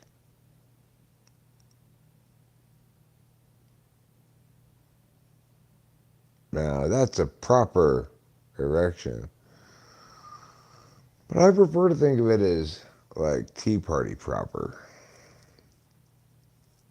If your erection has a top hat and says, "Milady," then you know it's a real proper erection.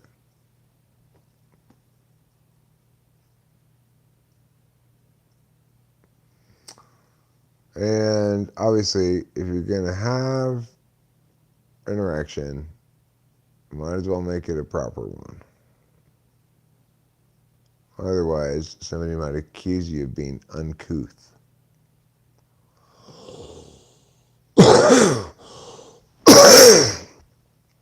Okay. I'm going to go outside and I'm going to smoke another cigarette. And I'm going to muse more about the sad state of the world, plus the happy state of the world, and perhaps all world states in between. I'm going to have some of this beverage. I'm going to drink it with my drinking mouth. I'm going to swallow it with my swallowing throat.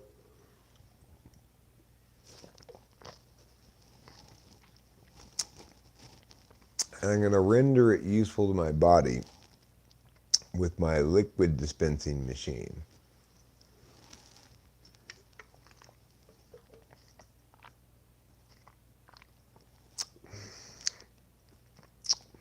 I'm having a problem here. Well, did you read the erections? Yeah, they just didn't really seem to say anything. As far as I can tell, they were all blank. You're taking it too literally. I mean, read the mood of the erections. Okay, they seem eager. Okay, now we're getting somewhere.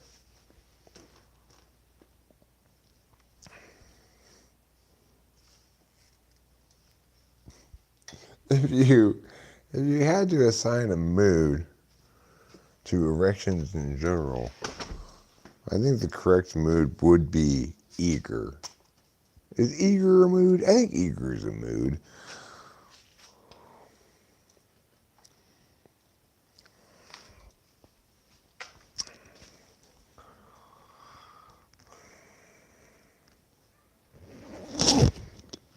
you know, I guess you could say enthusiastic. Why do you want to come outside when I just let you inside? Just stay inside. These cats. They like to play, let me in, let me out, let me in, let me out. Well,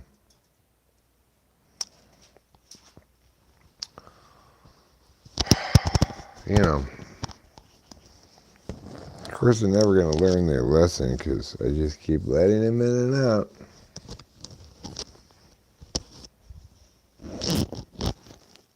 But, you know, the alternative is to hear them meowing.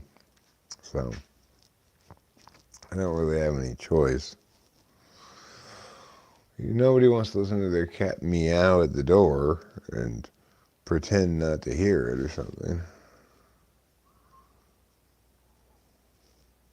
That's trouble. Of course, Capillo's makes it impossible to ignore by scratching loudly at the door. And of course you think, stop scratching the door. You rush over to open it for her.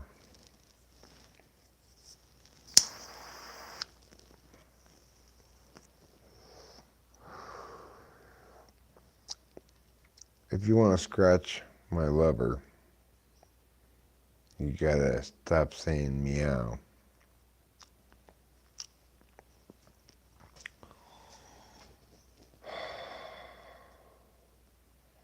Oh, Danny Glover, whatever became of you?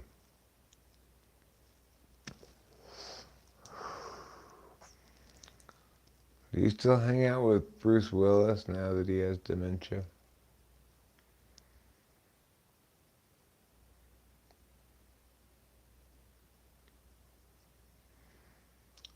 Do you say to him, yippee-ki-yay, motherfucker? Yippee-ki-yay. Bruce Willis and Danny Glover share a moment. Their eyes meet. And for just that instant, they're back in that burning building. It's Christmas. There are sociopathic blonde people. And all is right in the world.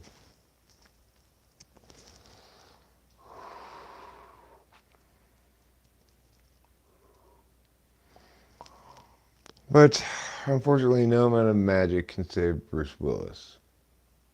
And in this regard, he differs starkly from Shea Langoliers.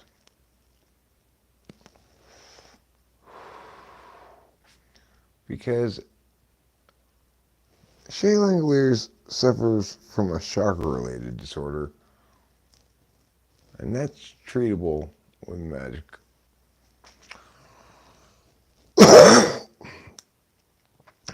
So, one thing I might do is offer sacrifices to Shea Langoliers' chakra guides. But of course, the only acceptable sacrifices would be mosquitoes. If I kill any mosquitoes, I plan to do so in the name of Shea Langoliers' wrist chakras. That way, if we're going to kill it anyway, I might as well milk its metaphysical utility and make it a sacrifice done on behalf of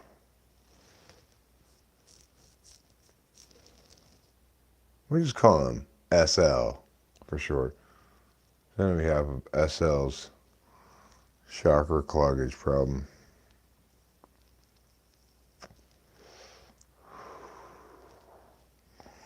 Because mosquitoes are kind of the chakra cloggage of the world, you know? Mosquitoes are something that are so unpleasant You're just like, ugh, I don't even want to go outside if there's mosquitoes. We don't have too many mosquitoes here, but we have some.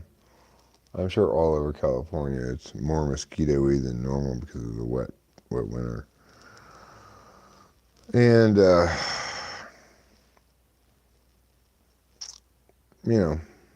I think it's fine to kill mosquitoes.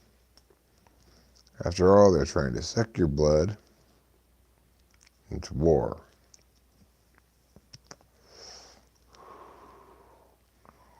I also think it's fine to kill flies, especially if they try to land on you. Especially if there's a fly that keeps landing on you over and over again. That fly has a death warrant because I do not like that at all. In general, I don't like flies, of course, but the bold boys, the one that the same guy lands on you like 4 times and you keep not getting him, those flies that want to taunt me,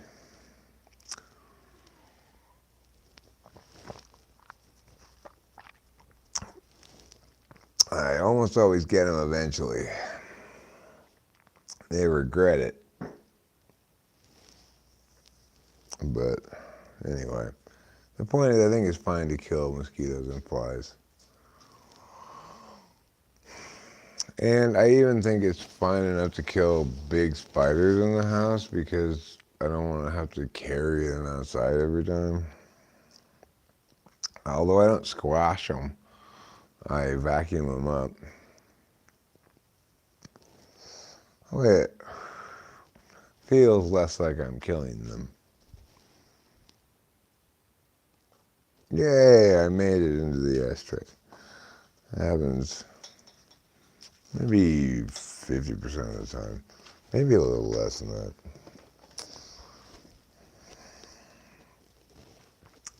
Seems like more than half the time I have to bend over and pick up the butt and put it in the cigarette ashtray.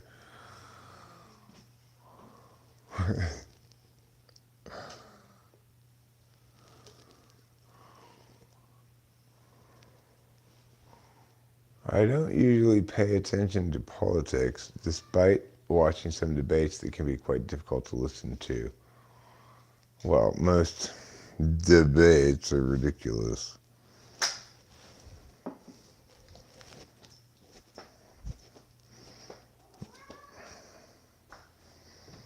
The problem is this, basically.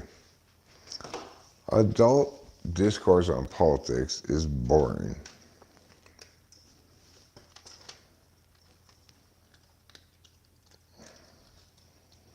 Nobody gets passionate about like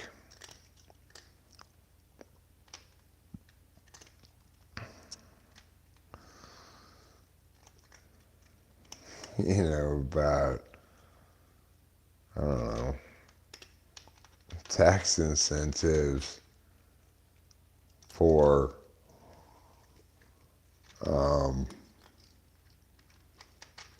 parents with multiple children, provided they live in an urban area or whatever.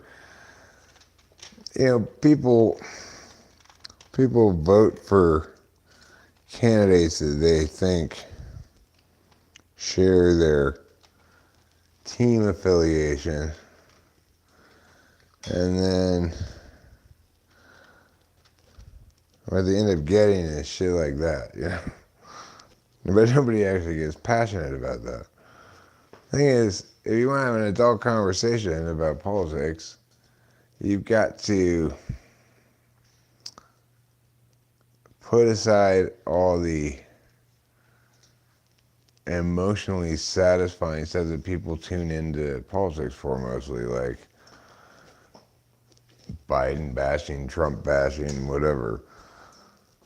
I mean, you'll hear me do more Trump bashing than Biden bashing because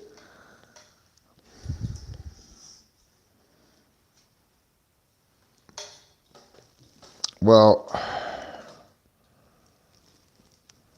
I mean, they're both terrible presidents, right? And like Biden's on a practical level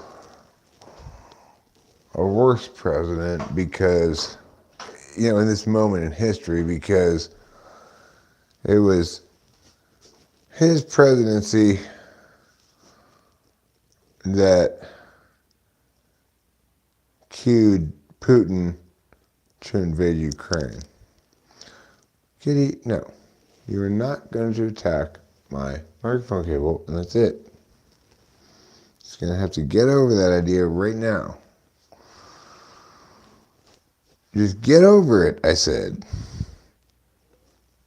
I can see you wishing your tail around like Mr. wants to get the cable, but no. Anyway, what was I saying before trouble hijacked my attention? Something critically important.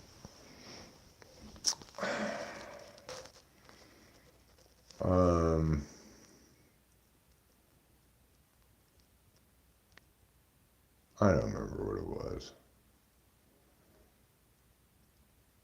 It's all of our loss. That my thought will never be completed. But it's all of our victory. The kitty man is getting pets. Oh, yes. Oh, what a good man. No, what a bad man. He was laying a trap for me. He came over, let me pet him, and disarmed me with his cuteness. And then I let my guard down, and they let this cable droop a little bit, and he jumped at it right away. He knew what he was doing the whole time. He was luring me into a state of unreadiness. He's a smart cat like that. I think there's likely an explanation as he didn't know what he was doing.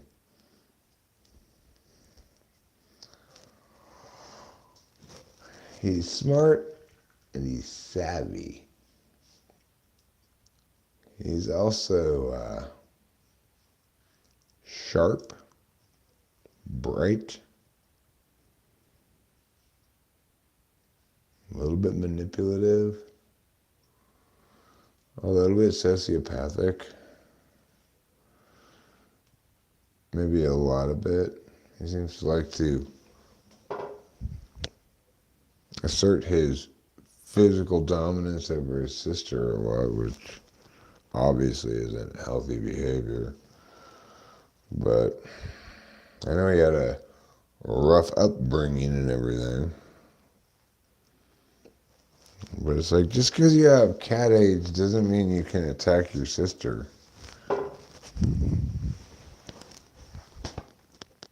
A lot of cats have cat AIDS, and they don't use that as an excuse for their bad behavior, because they don't have bad behavior, because they're good kitties instead of just trouble.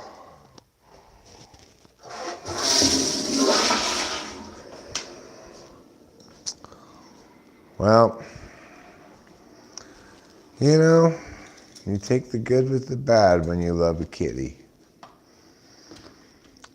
You can't say to your cat, listen, you change. You just have to say, okay, well,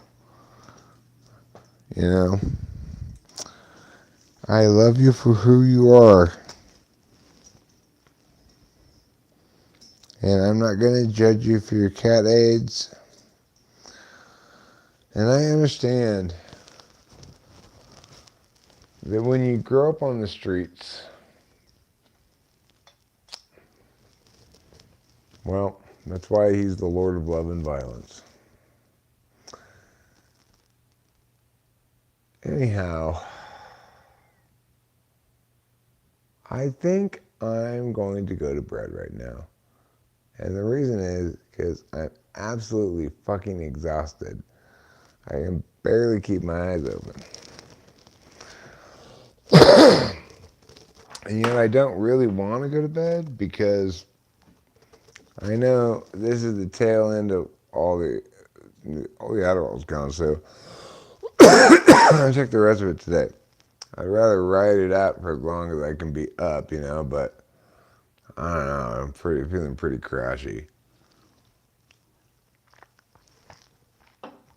I'm feeling crashy like Sunday morning. I'll tell you what, this is what I'm going to do for everybody. I think you're all going to appreciate it. We're going to go lie down together, and I'm going to tell everybody a bedtime story. Now, I don't know what my bedtime story is going to be about because I don't have any plan or anything. But I should, just as a general warning accordingly, knowing some of my previous bedtime stories can get a little adult in their themes. They can include some adult situations, including explicit talk about intercourse, implicit talk about intercourse, and other things that are of an adult nature. But not necessarily. Sometimes they do, sometimes they don't, It really depends. But because it really depends, I think it's important that I issue the warning ahead of time in case there are any children present. Go away. This isn't for you.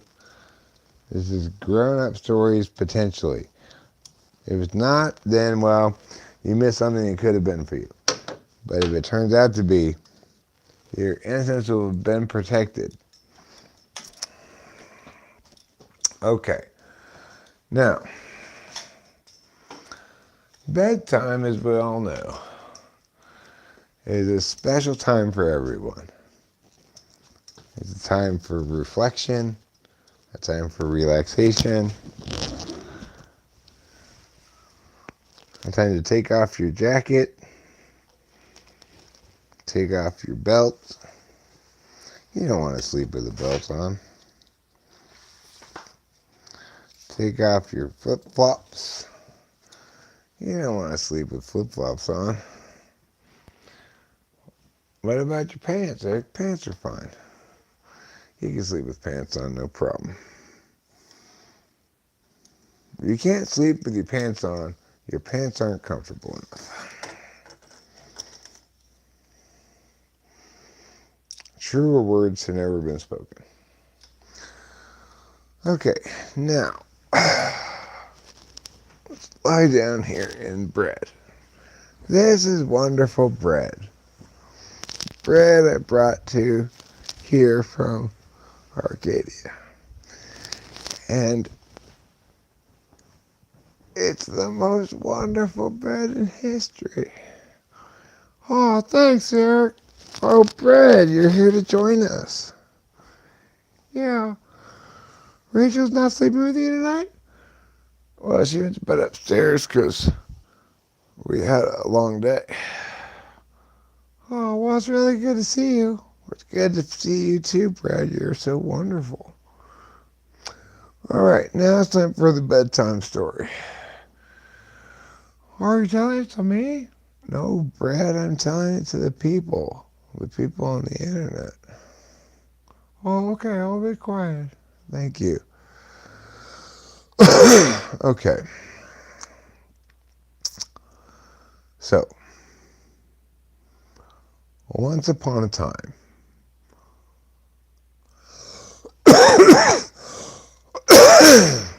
excuse my coughing. Once upon a time, show media and Oliver Linehan called each other on the phones. And Oliver said, show media, it's time for us to go on our TWFP mission. And Show Media said, what mission? And Oliver explained, you haven't heard? Well, of course, everybody, before they become fully anointed in the TWFP hood, they need to complete a mission. Show Media says, well, what are we supposed to do on this mission? Oliver responds, you just have to see when we start it. I can't tell you ahead of time. And Show Media says, well, why not? Oliver Linehand says, I can't tell you that either. But I can tell you this. Denny's, Albuquerque, New Mexico, Tuesday, 3 p.m. See you there. Show Media was startled, then perplexed. Finally, he was startled again. And then he looked at the map. How far is it from my house to Albuquerque, he asked himself. And then he realized, it's not that far. I can totally drive there. Oliver Linehand, meanwhile, unbeknownst to everybody, was already in Albuquerque, New Mexico. He had been residing in a hotel room, in a motel room, in a seedy motel outside of town.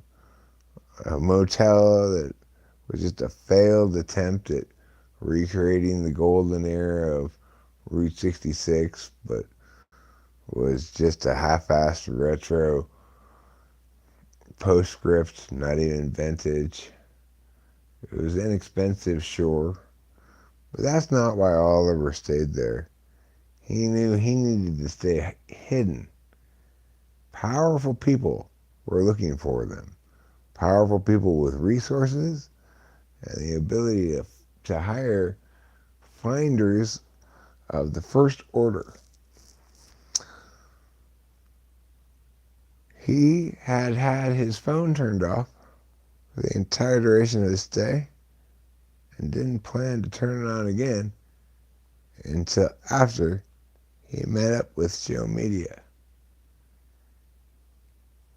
Oliver even went so far as to not use the landline telephone in the room for fear that it might give away his identity in some unpredictable fashion.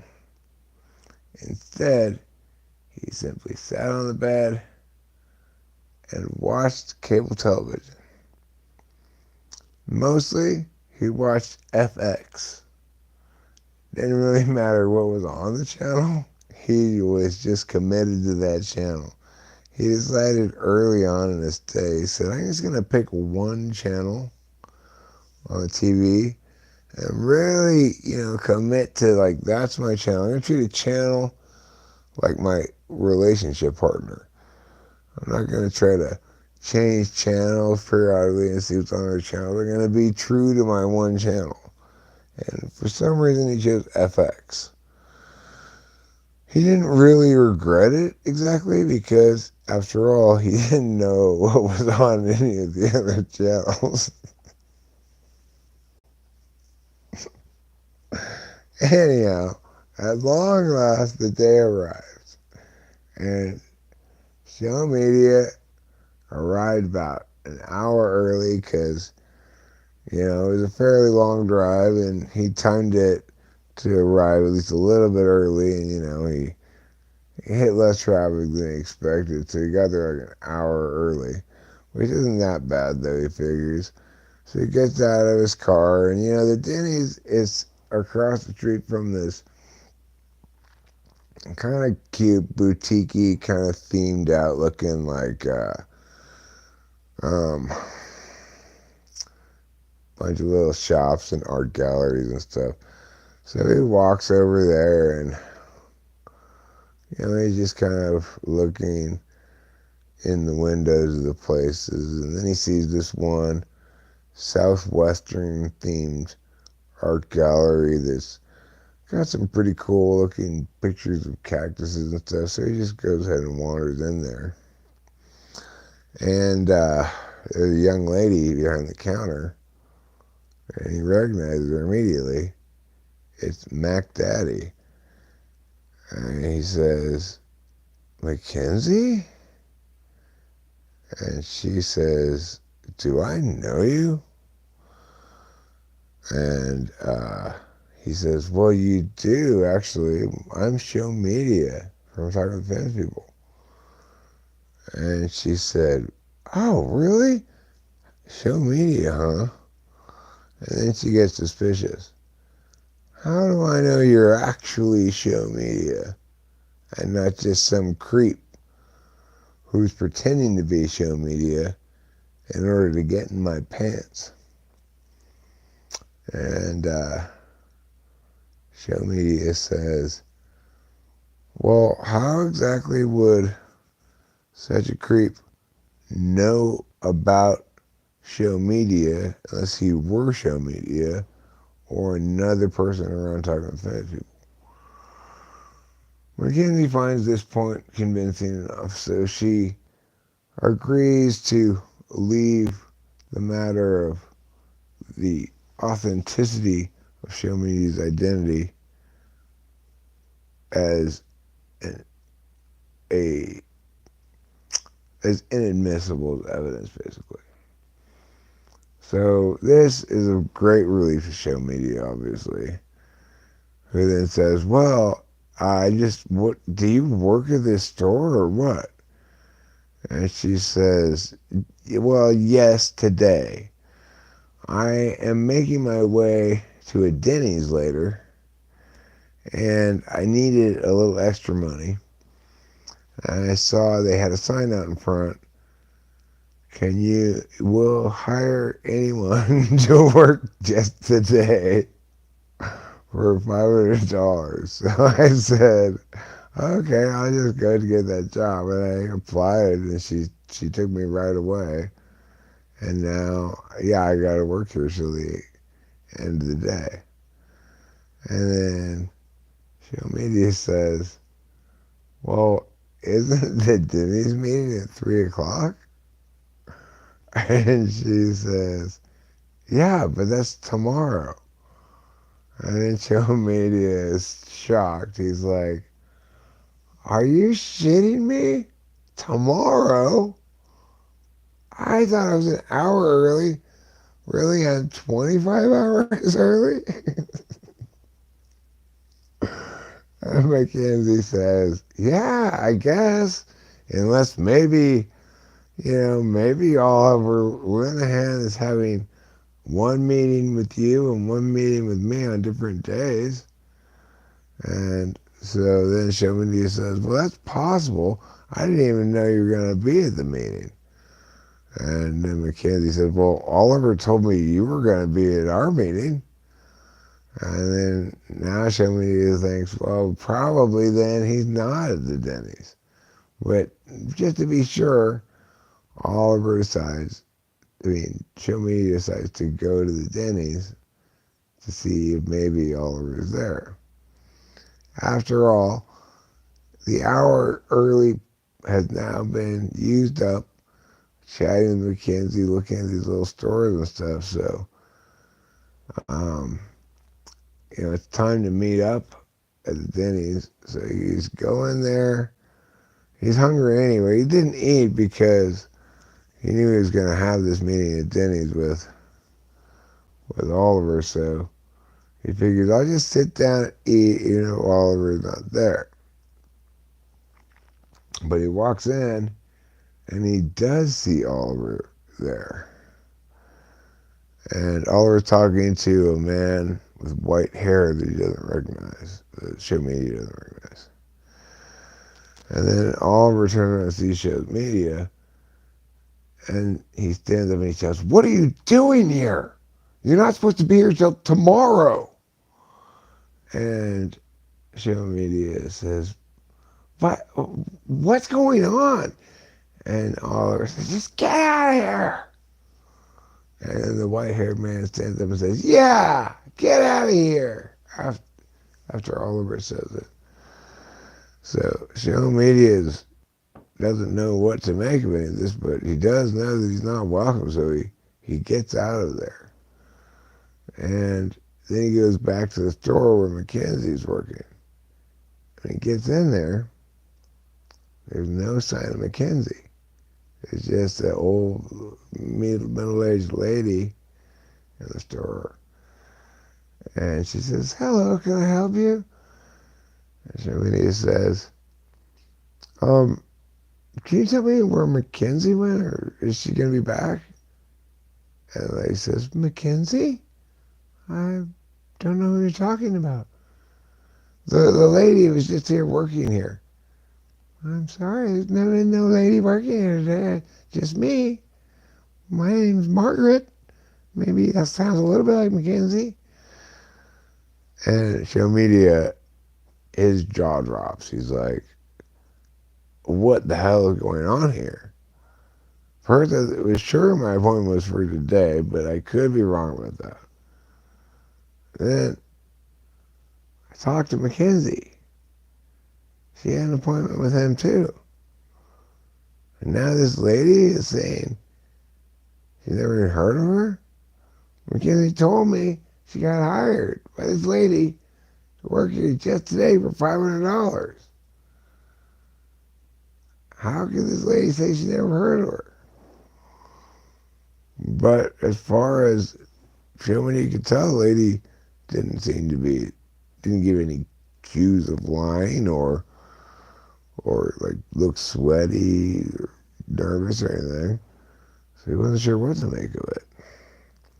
Anyway, he walked back outside. He got back in his car and he started driving back to his house, even though it was a long way away, because he was going to have to come back tomorrow because obviously he'd gotten the day wrong, you know. And he was kind of kicking himself, but he hadn't budgeted for a hotel. So he starts driving out of the Denny's parking lot onto the highway. He gets about 6 miles away from the Denny's, and he sees something in the distance, and what is that thing? Is that a person? Some arms waving and stuff. He realized, oh my God, it's Mackenzie. It's Mac Daddy walking outside the highway, or limping, it looks like. And she's waving down frantically, please, somebody pull me over. But everybody's just driving right by, except, of course, Shea, who pulls over and says, Mackenzie, get in the car, are you okay? What happened? And she said, oh, thank you so much. I need to get to someplace. I'm not sure what's going on.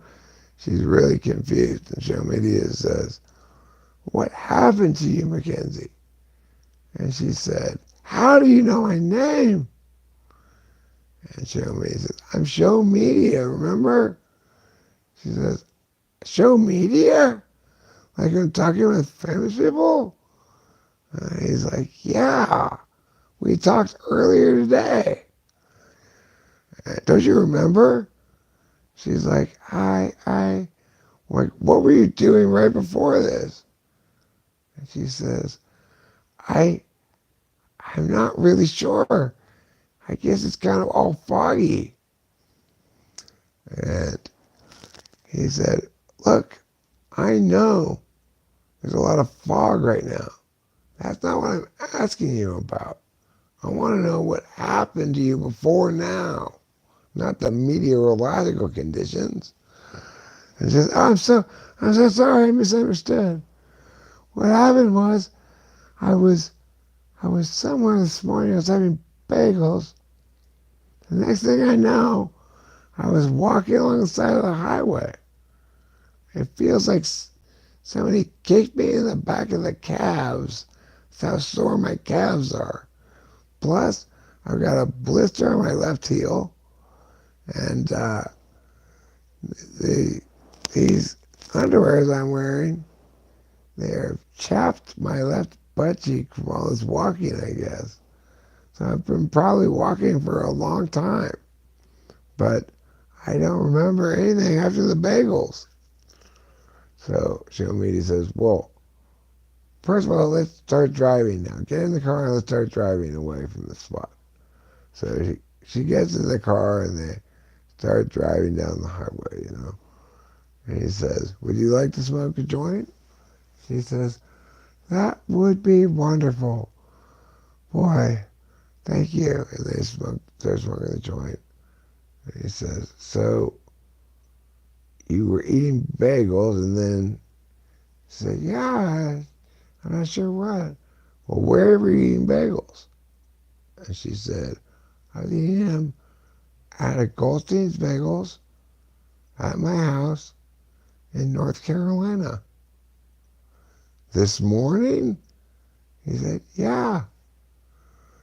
Well, how did you get to Albuquerque, New Mexico before 3 o'clock in the afternoon?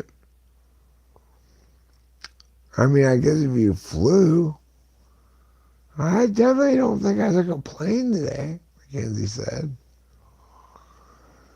Anyway, it is a big mystery, Show Media says. Mackenzie says, yeah, it is. It's right then that Show Media's phone rings. Hello? Show Media. It's Oliver Linehan. Oh, hey, Oliver. What was going on back there at the restaurant? Listen, I need you to forget you saw any of that, first of all. Any of what? Exactly. You didn't see anything at all. If anybody asks you what you saw at that Denny's, you tell them it was an entirely blank canvas. All I saw was the whiteness of nothing. And Show Media hesitantly says, okay. He's got it on a speaker, and Mackenzie's, needless to say, listening attentively. And then Oliver says, listen, I don't know where you are, but I need you to turn around and come back to this Denny's right now. Show Media says, will you please tell me what this is about? Mackenzie's a mess. She seems to have amnesia. I'm considering taking her to the hospital, but I don't know, maybe take her to a hotel or something where she can recover. And you seem to be in some kind of secretive business. You need to tell me what's going on before I'm going to turn around and go back to Denny's. And Oliver says, listen, suffice it to say, the future of the free world is at stake. Now you turn your ass around and you get to Denny's as soon as possible, soldier. And then he hangs up. And Show Media says to Mackenzie, I'm not a soldier. What, what is he even talking about? How can I have anything to do with saving the future of the free world? I'm just one regular guy. I don't have any superpowers. I'm encumbered by an injured Mackenzie. And Mackenzie says, hey, don't say I'm an encumberment. And he says, well, you can't even remember what you did earlier. How am I supposed to solve this mystery? She's like, listen, I could have had a head injury or something. Maybe that's why I can't remember. And Show Media rolls his eyes and says, psh, you don't look like you have a head injury. And Mackenzie falls quiet and kind of droops her head a little bit, looks sad. And Show Media is like, listen, I'm sorry. I didn't mean to get snappy. I'm just trying to get to the bottom of this mystery. And instead of revealing the truth, all Oliver Linehan is doing is barking orders at me, which for some reason I continue to obey. It's at that moment that Show Media and Mackenzie realize they've turned around. They made a U-turn. They got off the highway, turned around, and went back the other way on the highway, and they were already miles back towards towards Albuquerque. And Mackenzie said, "Yeah, I'm not sure why you obeyed him. He didn't do what you said. You said you wanted some information. He didn't provide any information." And Show Media says, "Well, the problem is it was an idle threat to begin with. I knew I wanted the information, most of all, what the hell's going on. So even if he didn't provide it now, if I can get that information in Albuquerque, he's got me at this point. I'm going to have to go to Albuquerque, find out what the hell's going on, who that lady was. Do you know, Mackenzie, what you did today? I'll tell you.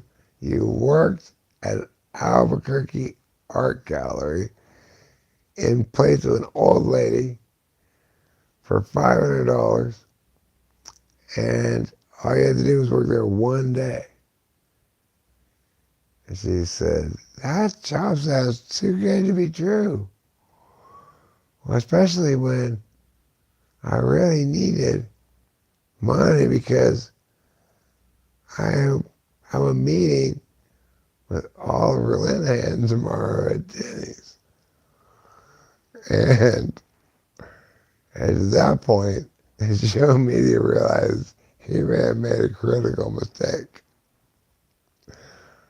He doesn't want any surprises when he gets to Denny's, so he calls Oliver Linehan back, planning to say, "Hey, Mackenzie's with me, and I know her meeting's supposed to be tomorrow, and I don't want you to get mad when I show up with her today." But Oliver Linehan's phone just rings and rings and rings and never goes to voicemail. So he says, "Well, I guess we just got to show up and see what happens. Anyway, when they get there, they get to the restaurant, Oliver Linehan is nowhere to be found. They don't see him anywhere in the restaurant. So Mackenzie says, "Well, look, I could use a bowl of soup anyway, because they say that nothing heals a, a sore calf muscle like a good bowl of soup. And additionally, I think you, Show Media, should eat scrambled eggs." And Show Media says, "Well, thanks, Mackenzie. I wasn't thinking about myself, but now that you mention it, it turns out I think you're right. I think I should eat scrambled eggs. And so this is a good place for us to have scrambled eggs at Denny's. I'll just go ahead and get them." So they said, "All right, we'd like a table for two, please," to the Cedar girl. And she takes them to a table off in the corner where they sit down. They still don't see Oliver Linehan anywhere. But guess who they see at the table across the way from them? That lady from the art gallery. The one who hired Mackenzie to work for $500 for just one day. And Mackenzie looks across the way at her and she says, "That lady looks so familiar." And having his attention drawn thusly to the lady by Mackenzie, Show Media says, "Oh my God, that's the lady from the art gallery." And he gets up out of the chair and is about to walk over to her when the waitress comes. And so he sits back down. The waitress says, "Let me take your drink orders." And he says, "I'll have iced tea." And Mackenzie says, "Do you have virgin strawberry daiquiris?" And the waiter says, "No, I'm sorry, we don't have anything like that here." And she says, "How about real strawberry daiquiris?" And he says, "No, we don't have any strawberry daiquiris." She says, "Okay, do you have any daiquiri flavored daiquiris?" And he says, "We don't have any daiquiris at all." So she says, "How about pina coladas?" He says, "We don't have any hard alcohol here at Denny's. We just have beer. And all we have is Budweiser and Coors." And so Mackenzie says, "Can I have an apple teeny?" The waiter says, "No, we don't have any apple teenies. We don't have a full bar here at Danny's." And she says, "Okay, can you come back to me?" And show me, he says, "I already ordered though. There's no coming back to you. You're the last one to go." And she says, "Okay, fine. I guess I'll have a coffee." He said, "Okay, you want cream or sugar?" She said, "Could you put a shot of vodka in it?" He says, "We don't have any liquor, lady." She says, "Okay, fine, then cream." And by the time they're doing that conversation, Joe Meany realizes that lady from the art gallery isn't there anymore. She's picked up her check, gone to pay it apparently, or otherwise disappeared. And he's like, "Oh, I was gonna go confront that lady and ask her what the fuck was going on. And now she's gone. And why? It's all because you can't order a drink properly, Mackenzie. You gotta order all these drinks that Danny never would have. It takes such a long time. By the time you were done, the lady was gone." And Mackenzie's like, "Don't yell at me. I just wanted to make sure I got the drink I wanted most if possible." And, obviously, Joe Media says, "Well, who the fuck drinks strawberry daiquiris?" And she says, "Me? What?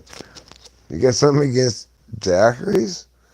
He said, no, not especially. It's just, I just never met anybody order one of the days before."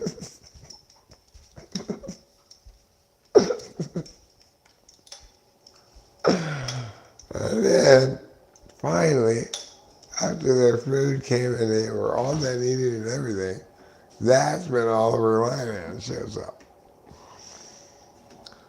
And he's like, "Hey, guys, great. You're both here. I need you both here. I'm glad to see you two here, Mackenzie. That doesn't mean you still don't have to come back tomorrow, but I'm glad you might as well be here for this." Anyway, the news is this. It turns out it was all a big false alarm. I was concerned about stuff, but it was nothing. I just want to make sure you heard from me firsthand.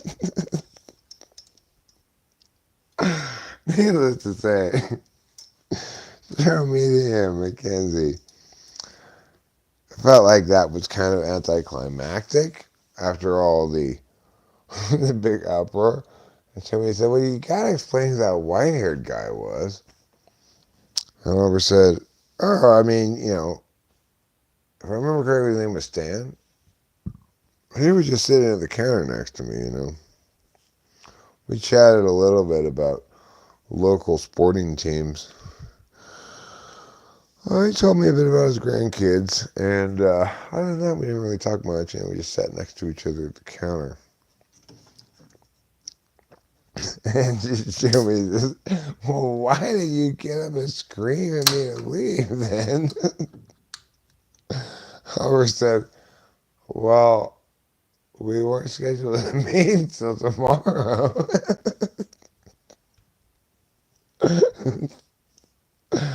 "I was enjoying my alone time. I didn't want to deal with you today." They showed me the shows in the email. It says, "It was today, dude." And Oliver goes, "Oh, my bad." The end.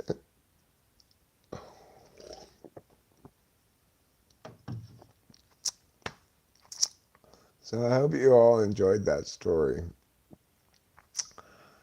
If there's anybody here at all, I don't know if there is.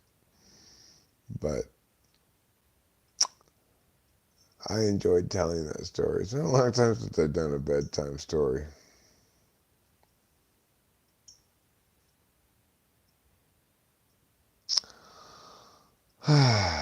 I guess I could put this in the other room and this train in there and plug it in to the charger and leave it there rather than in here.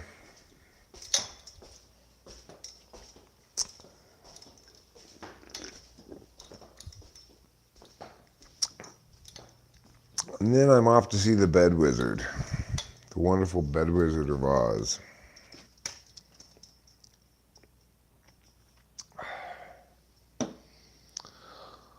Let's see here.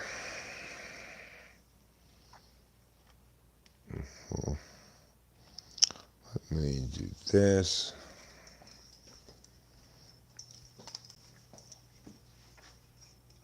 Like, yeah.